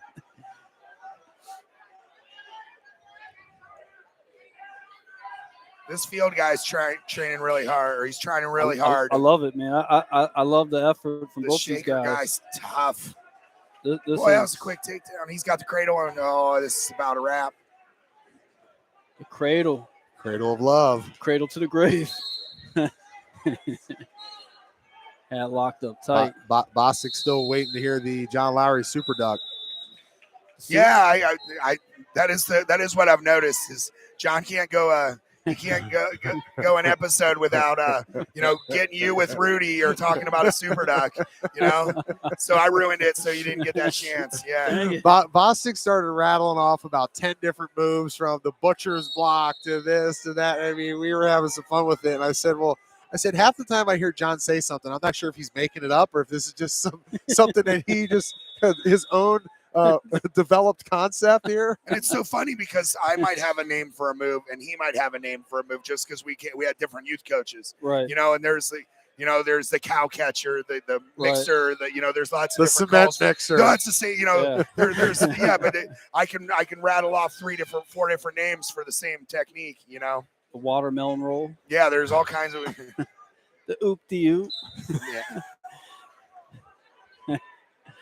But it's funny to have those conversations with people that are super knowledgeable, and you'll be like, I'm not sure what you mean, and you're talking about the same technique, and it's just 2 different names. Now, hey, on that far corner, Matt won down there. Is that Carrollton versus Carrollton? No, that's Carrollton. I don't know. It's definitely not. It's that looks like a pinstripe. No, that's there, Carrollton against who is that? They're orange and black. That starts with an N, and I forget who it is. Is it Newcomers now? You know what? Maybe? It might be. Might be. Yeah. Yeah. I think they're orange and black. They got the man. That's like a. Yeah, that's who that That's is. like that part of Ohio thing. The pinstripes, huh? Some Yankees fans down there, bro. The damn Yankees. Shout out to Babe Ruth. Got another Carrollton kid over here. I'll tell you what, Zinda's tough. He gets a win here. That's going to keep them moving up. This 215. The other one you're talking about, Owen Spilker, the junior, taking on Gavin Hang from West Branch. We got a West Branch Carrollton match. That's on mat number 2. Look down a little further. You've got Xavier Watson taking on Xavier Watson of Malvern, a senior, taking on Jaden Fields of Worthington. That's on mat number 5. Here's our 215 from Mansfield Senior from last week. Oh, yeah. Remember we got the scouting report on him? Yeah, Mama Dukes. Hey, I'll tell you what, he's pretty aggressive in this one. He's coming after him. He doesn't do a whole lot of offense, but he is a big athlete. He was the linebacker on the football team. See RK line walking underneath us there, the legend. Dun, dun, dun. But yeah, a lot of talk about, man, if I was a football coach, I'd be hitting this roundup right now. Look at these prospects you got in front of us, man. We got another shaker wrestler over here, by the way, on that Alliance mat. That's mat 3. And that's this guy down here looks like he just put in some work from shaker. I know, bro. Jeez. Yeah. That big put body on him, man. Just got bodied. Bounty Hunter D style, baby. Yeah, dude. Look at this. That is, I do see what you're talking about over there, man. You got the stripes, the battle of the stripes, man. That's that is newcomers now. That could kind of throw you off a little bit there. You got the red hair on Zinda and the orange headgear on the other guy. It's hard to keep him track. I thought maybe my contacts were a little loose or something, but Zinda should have gone for the matching headset, man, with the red hair, red keep headset. Your head up. It's a headgear. We have headsets on. He gave up the reversal there. That stinks to finish the period there. So a minute left. Beats by Dre, A6 version. Cliff King. He's got something pumping through the headset. He's gonna get a reversal here. That guy's way too high. It's actually a good idea, man. Jam out while you're wrestling. That's too. I would. No, I want my. You know what I would do? I would rock an earbud in my ear underneath my headgear. Nah, if I found out one of my kids was doing that, I'd kill him. Really? They need to hear me. They don't need to be hearing that. They need to hear me. Any coach would lose. What do you think Coach G would say if he's heard that? Coach, I couldn't hear. I was listening to Pantera, bro. Yeah, he'd lose his mind. The only person I listen to when I'm wrestling Snoop Dogg. That's what young John Lowry was like you're going to have a blood stoppage for the Malvern Hornet I tell you who is what, trailing 4-3 with 36 seconds remaining in the second period down on mat That- number 5. that's Xavier Watson. He is a force to reckon Yeah. with, not just in the wrestling mat, but on the football Yeah. field, man. Real good Kids, football team. I'll tell you what, man. Fire. Coach Matt Churko just pulled off 3 consecutive IVC championships. A lot of those guys have transitioned well to the mat. A lot of toughness down there. Hey, I talked about it with Jim. I got a chance to take a cruise down memory lane as we went from Minerva over to Sandy Valley. I showed him my old stomping grounds down here at Lake Mohawk, and I said, when your graduating class is only like 40 some kids, Right. I mean, every dude counts when you're out there, man.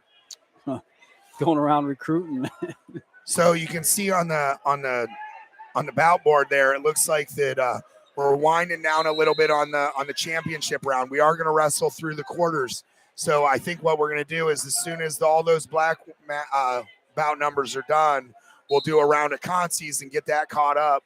And then we'll do the quarters here in probably about an hour and a half, probably 2 hours, because that is what had the schedule. Yeah. Sounds like a perfect time to hit that hospitality room. Yeah. I'm going to get a head start right now. The timing is right. Yeah. The lovely lady Sue down there, she took care of us. And also, again, as we talked about, Lenny Wright passing away, they still have not found their day-to-day athletic director here. Jeff Graffis, who is the baseball coach, who is married to the wonderful Ann Graffis, who really makes things click over there at the Hall of Fame Village. He just got his 300th baseball win last spring. Does a great job. He's got a guy that's pitching down there at Ohio State.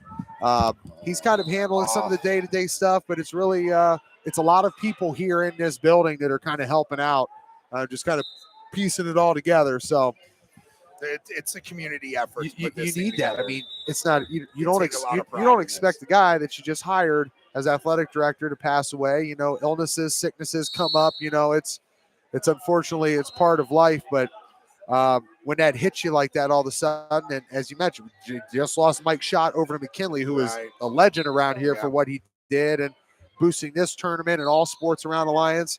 And now they're kind of in that search again. So really, it's by committee, man. You need people on a daily basis that are willing, that might not be their job, but need you to step up and help out. Can't say enough about Alliance. Just walking the hallways out there, Jamie, as we walked in. I mean, you see everything that's set up, all the organization of this deal, man. A lot of different hands help out putting this deal on. Oh yeah, and they take a lot of pride in it. For sure. Like I said, you don't go to very many tournaments and you see just going down Main Street, signs and businesses, welcome Top Gun wrestlers. That's just not something you see very often. And so the city takes pride in this tournament. It brings a lot of people to the community. Oh boy, this is a roly-poly one. This dad's getting intense. You got Lucas Stiles from Highland taking on Mark Stankorb from Alstontown. Believe we saw Stankorb at a couple tournaments. Medina. Yep. Medina Highland's got a tough team, man. Yeah, I was impressed when we got a chance to see them. Although we actually, as John and I got lost, we went to Medina Highland first before we decided to go to Medina Senior High School. We got it all figured out, man. That's so funny. That's so funny. Yeah, when you do something for over 30 years, as they've done here, you take pride in that. The tradition. You could hear that from talking to Lynn Hotaling up there at Medina. The pride. Ours, yeah. I mean, ours is actually the oldest. Our holiday tournament is like the that's oldest running 2-day tournament. 62 years this past year. It's the oldest running 2-day tournament. That's because I think Brecksville has like a year on us, but there's a detail about it, like where it's like ours was longer, a 2-day tournament or something like that. But we may have been the first 2-day tournament in the state or something like that.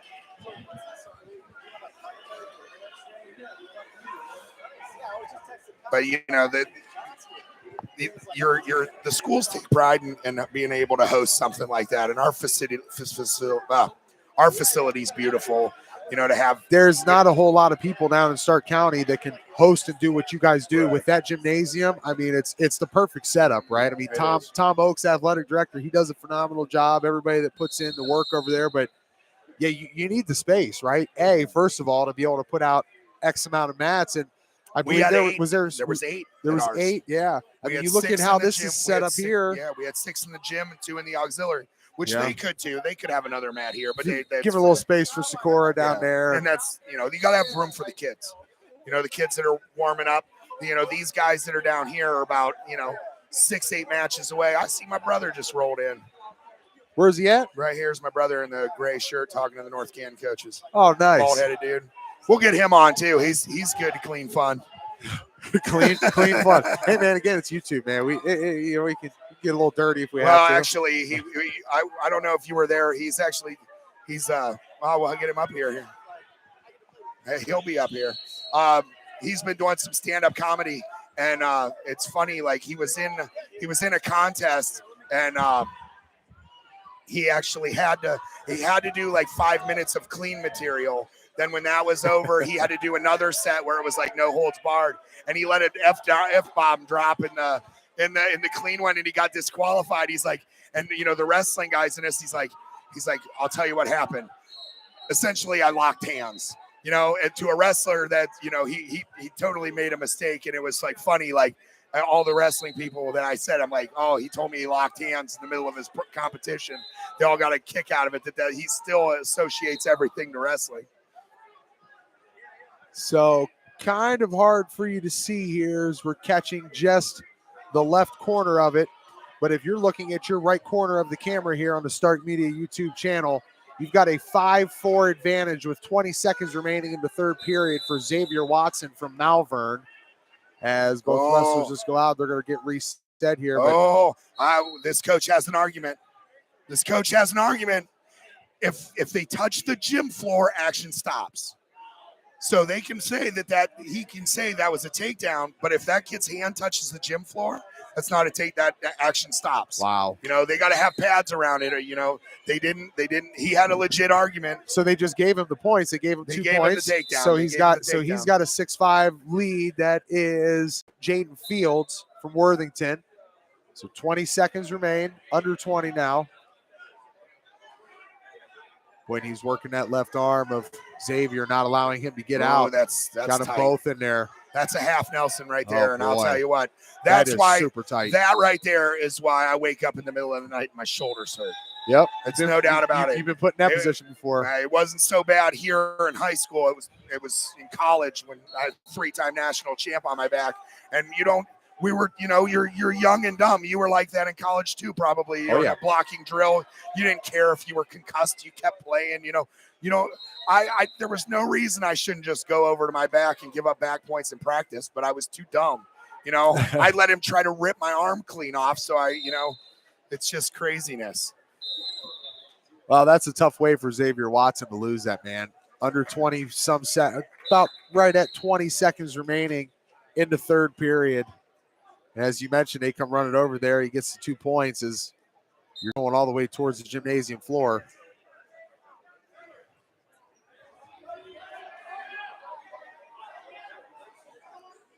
So it does look like these championship rounds are wrapping up. Like I said, you can tell on the bout board there, the black bout numbers are championships. The red ones are the consolation ones.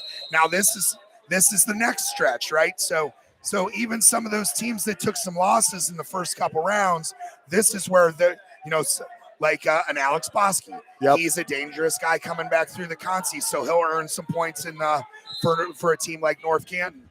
And everybody has some kids like that, So some of these team scores will change a little bit, with these consi rounds coming up, and then you'll get back into the quarters and come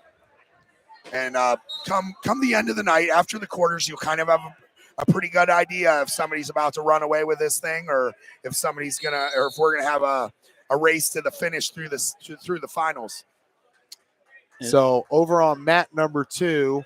They're going to have a stoppage with 1 second remaining in the first period. That's Aiden Mosden from Alliance leading Grant Miller from West Holmes 6-1.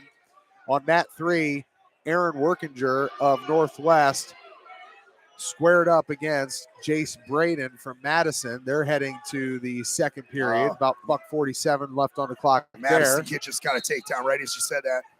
And over on mat number 5, guy we were talking about earlier, Jackson Eddy from Alliance. He's taking on Carson Griner from Jonathan Alder. Jonathan Alder leading that match 2-1. About 30 seconds remaining in the first period.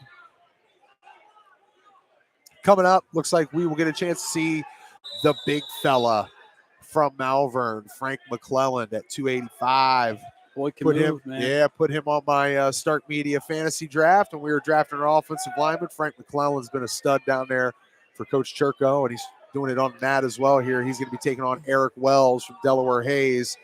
So we see right above that, same for the heavyweights, Andrew Hall from Arlington going to take on Dominic Croninger from Jonathan Alder. And then, I say after we see those big boys, maybe power down and go check out the facilities. I can't.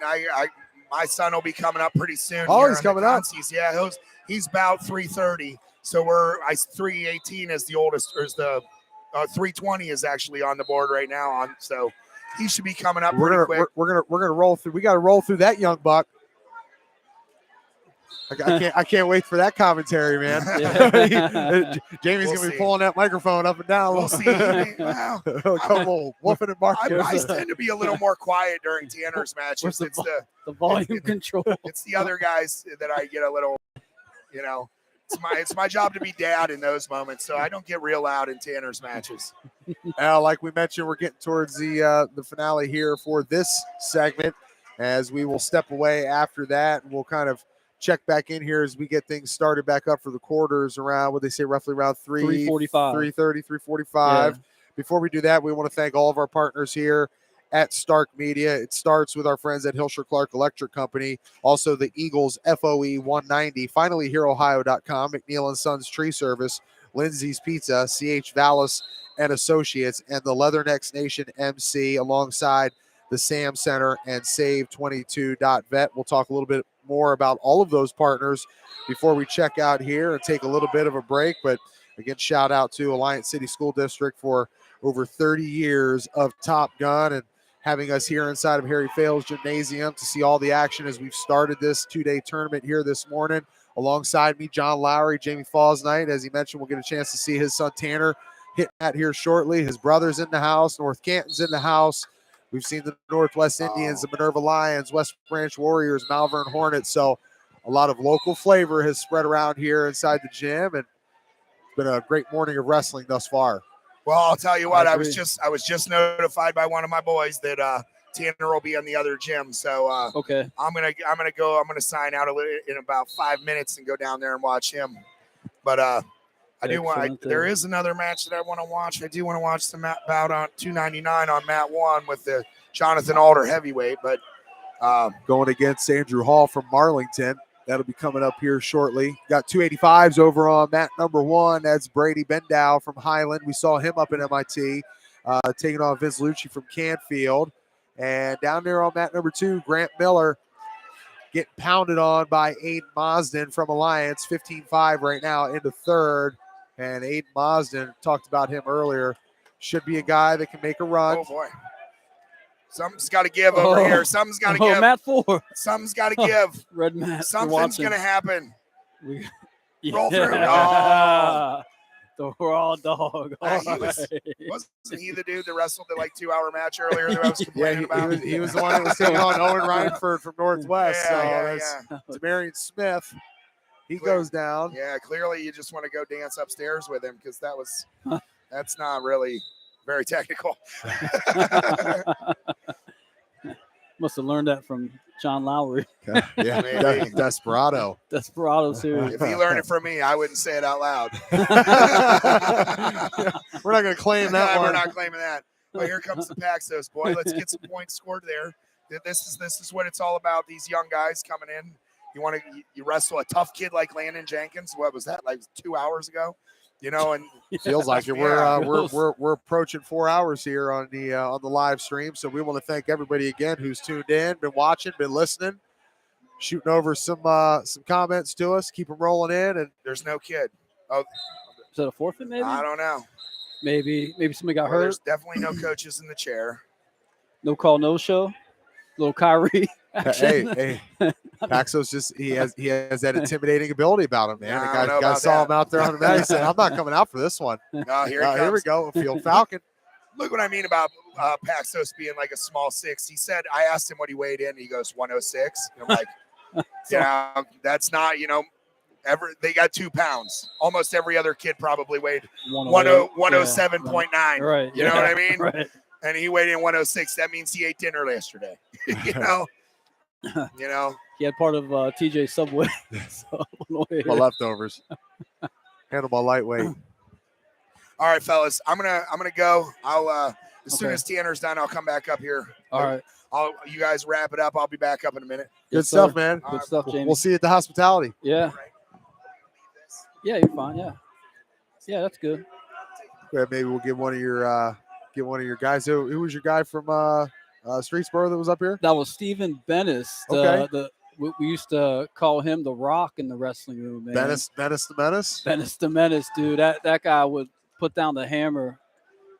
North Akron boy. His daddy, shout out to, and rest in peace, probably the best official I've ever seen in Ohio. Did the state tournament for years, Ironman tournament, the big, matches like Walsh St. Ed's.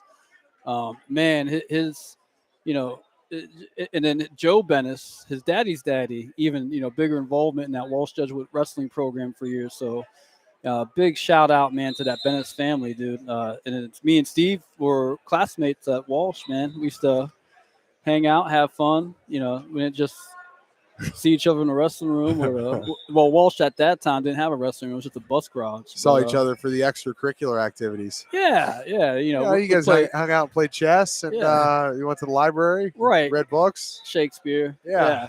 No Fear, Shakespeare. Frank McClellan from Malvern, he's on the mat now. Mat number 2. Hard to see if you're looking at our YouTube feed. It would be your far left with the young lady kind of creeping into the shot there, but you got a good portion of that mat that you can see, and that's Frank McClellan, the big fella, heavyweight from the Malvern Hornets, taking on Eric Wells from Delaware Hayes. Also, that's mat number 1, which is right above them. That's the one that Jamie was talking about. Dominic Kroninger from Jonathan Alder taking on Andrew Hall, both juniors, and Andrew Hall is from Marlington, and he is leading as we get towards. Well, they just tied it up to start the second period, 4-4. Del Hayes, you mentioned, man, they actually host a really good pre-state tournament, man. I think it's like the last tournament like this kind of, where right before your sectional district happened. But it's a good one to get about and be part of. That's two good-looking heavyweight matchups there between. Yeah. Got Marlington out there on one mat, and Malvern right above or right below.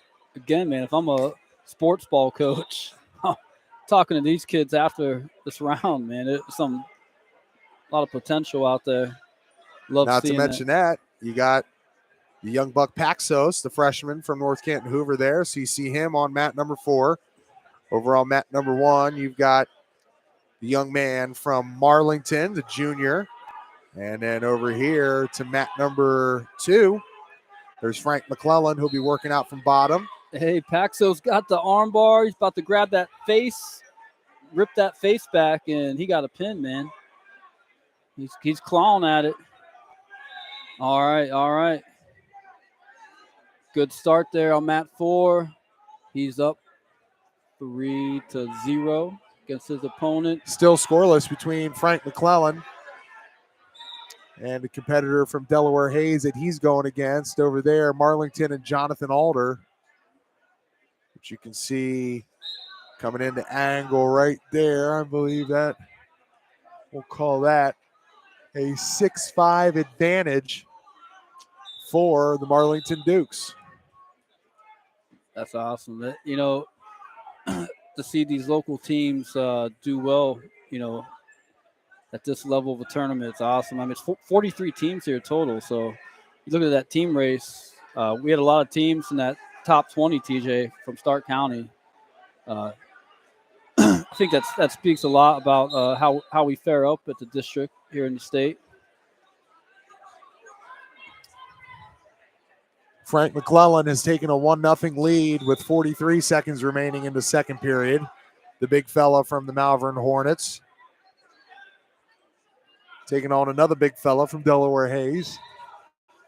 And it's still, as we start the third period, Marlington leading 6-5. That's Andrew Hall. And Paxos, who you mentioned down there on mat number 4, he's leading 6-0 deep into the third. Stamatios, he's up, 4-0. Just a freshman, man. His opponent, that Spencer Hunt from Field, also a freshman. But he's working that bar, TJ. That'll wear you down all day, just fighting that bar off. And it's like a college rod right there. I love seeing that. And there he goes. He's turning with it. Like I said, it'll wear you down. It'll break you. And that's exactly what Stamatios did against this Field wrestler. Broke him with it. He's racking up some back points now to extend his lead. He'll probably get the full amount. So working that arm, man. Yeah. Oh.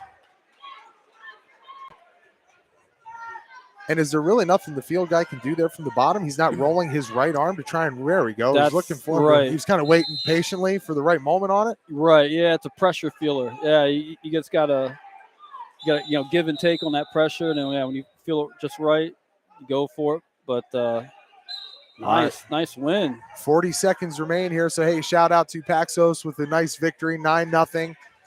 Here in the consies on mat number 4. Okay, about 25 seconds remain over on mat number 3, and it's now an 8-5 advantage for Andrew Hall from Marlington. Let's check in on Frank McClellan, who is knotted up 1-1 with the young man from Delaware Hayes. That's Eric Wells, the senior. And we got so you've got about a minute left in the third. So we'll keep eyeballs on that one, and then we're going to shut down here for a little while, talk about our sponsors for a second, and then get ready to rock and roll here for the quarters when they come up. So a nice victory for Andrew Hall from Marlington. McEllen just needs to snap this kid down and take him down with that, man. He could easily overpower him with a nice snap down. He got that leverage. I don't know if he know it yet. 30 seconds remain. That's see what he does, or yeah. Oh, there you go, buddy. There it is. Here we go. Oh, he's going for it. He's going for it all. He said, "I ain't going for 2. I'm going." The one thing we haven't seen a whole lot of extra rounds here today. We haven't. No. A lot of these have all either been pinned or they've been over by the third. I can't remember one. Not one OT. Not that I've seen. Is that rare? That's rare. That's rare. Yeah. That's. But versus like MIT, I felt like we saw about 20 of them.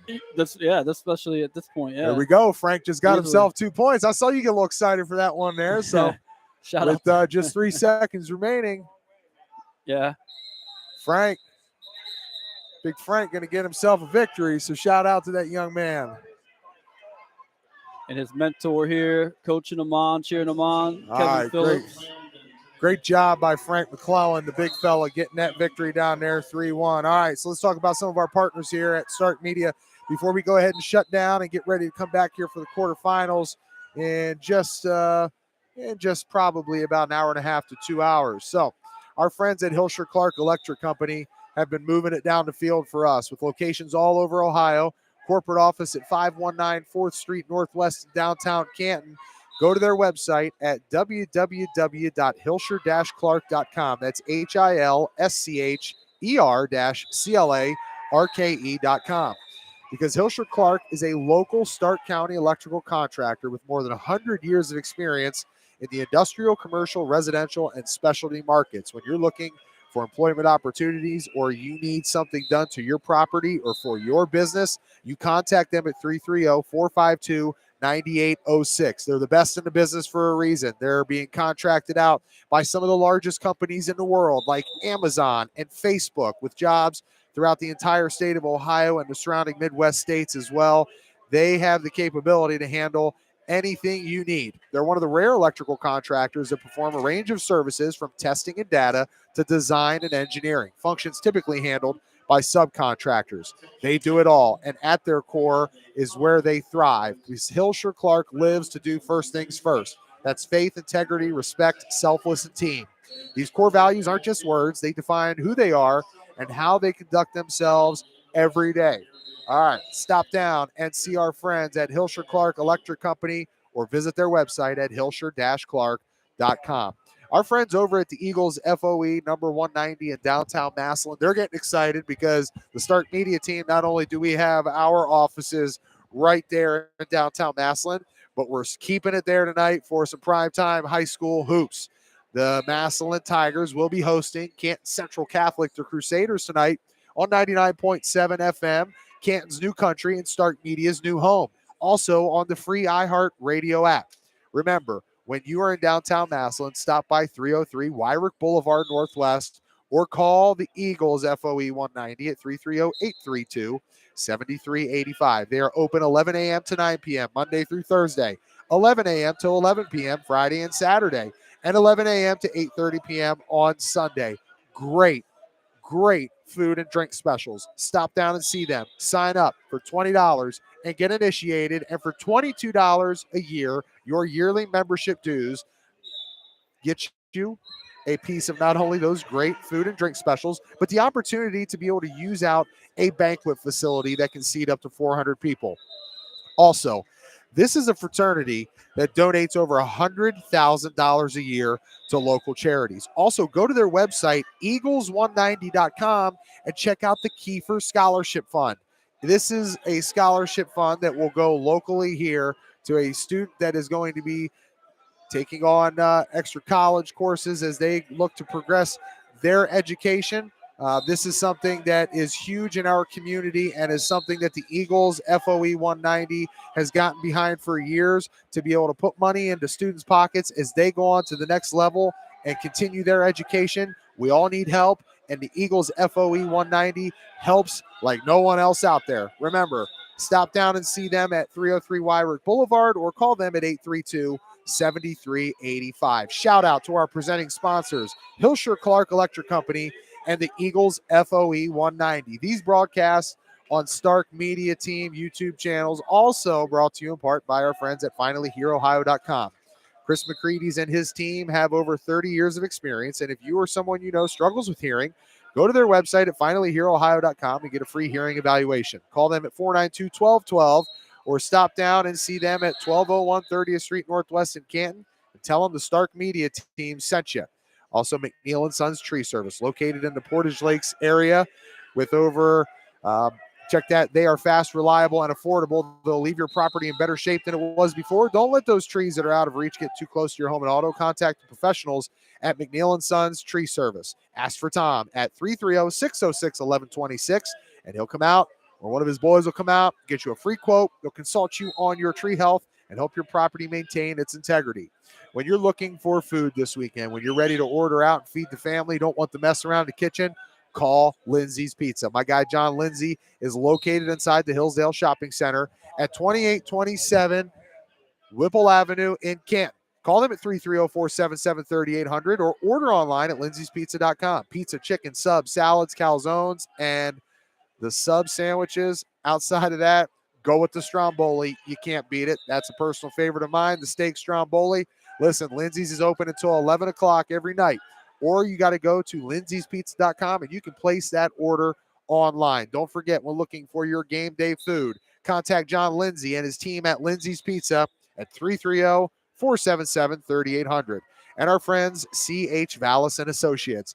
They're excited. They got the North Canton contingent in here. Not only Jamie Fausnight on the microphone, but A.J. Dolph out there on the mat. We just saw Paxos get a nice victory for the Hoover Vikings and a bunch of other young men out here wrestling here at the Top Gun tournament in Alliance. With C.H. Vallis and Associates, they've been in the North Canton community for over 75 years, a staple, a leader in the community of North Canton.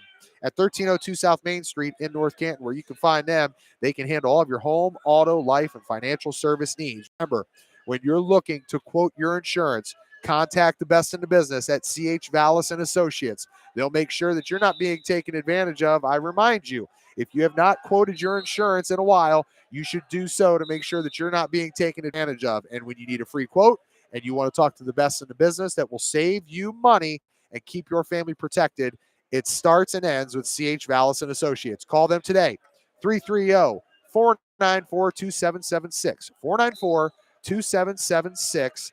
And tell Chris and the rest of the crew, Jimmy and all of them there at CH Vallos and Associates, that the Stark Media team sent you. Want to shout out our friends at Leathernecks Nation MC, all that they do for veterans helping veterans. They work alongside the great people at the Sam Center, Lucia, Brian and David Bowman. Founder Brian Bowman does a great job. The Sam Center supporting area military. Stop down and see the Sam Center people right there in downtown Massillon. And also our friends at Save22.vet. My guy, Jason Rutledge, and his boy, Tom Indoor, founders. They are out of the Carrollton area. They are proudly supporting their Carrollton Warriors here at the Top Gun as they are out there on the mat. All right, we're going to shut down here for just a bit. When we come back, we got the quarters coming up. So stay with us. Hang on. We appreciate all of you who have tuned in and listened, watched, streamed us live right here on the Stark Media Team YouTube channel. Thank you. Hang tight. We'll be back here in just about an hour and a half. So long, everyone.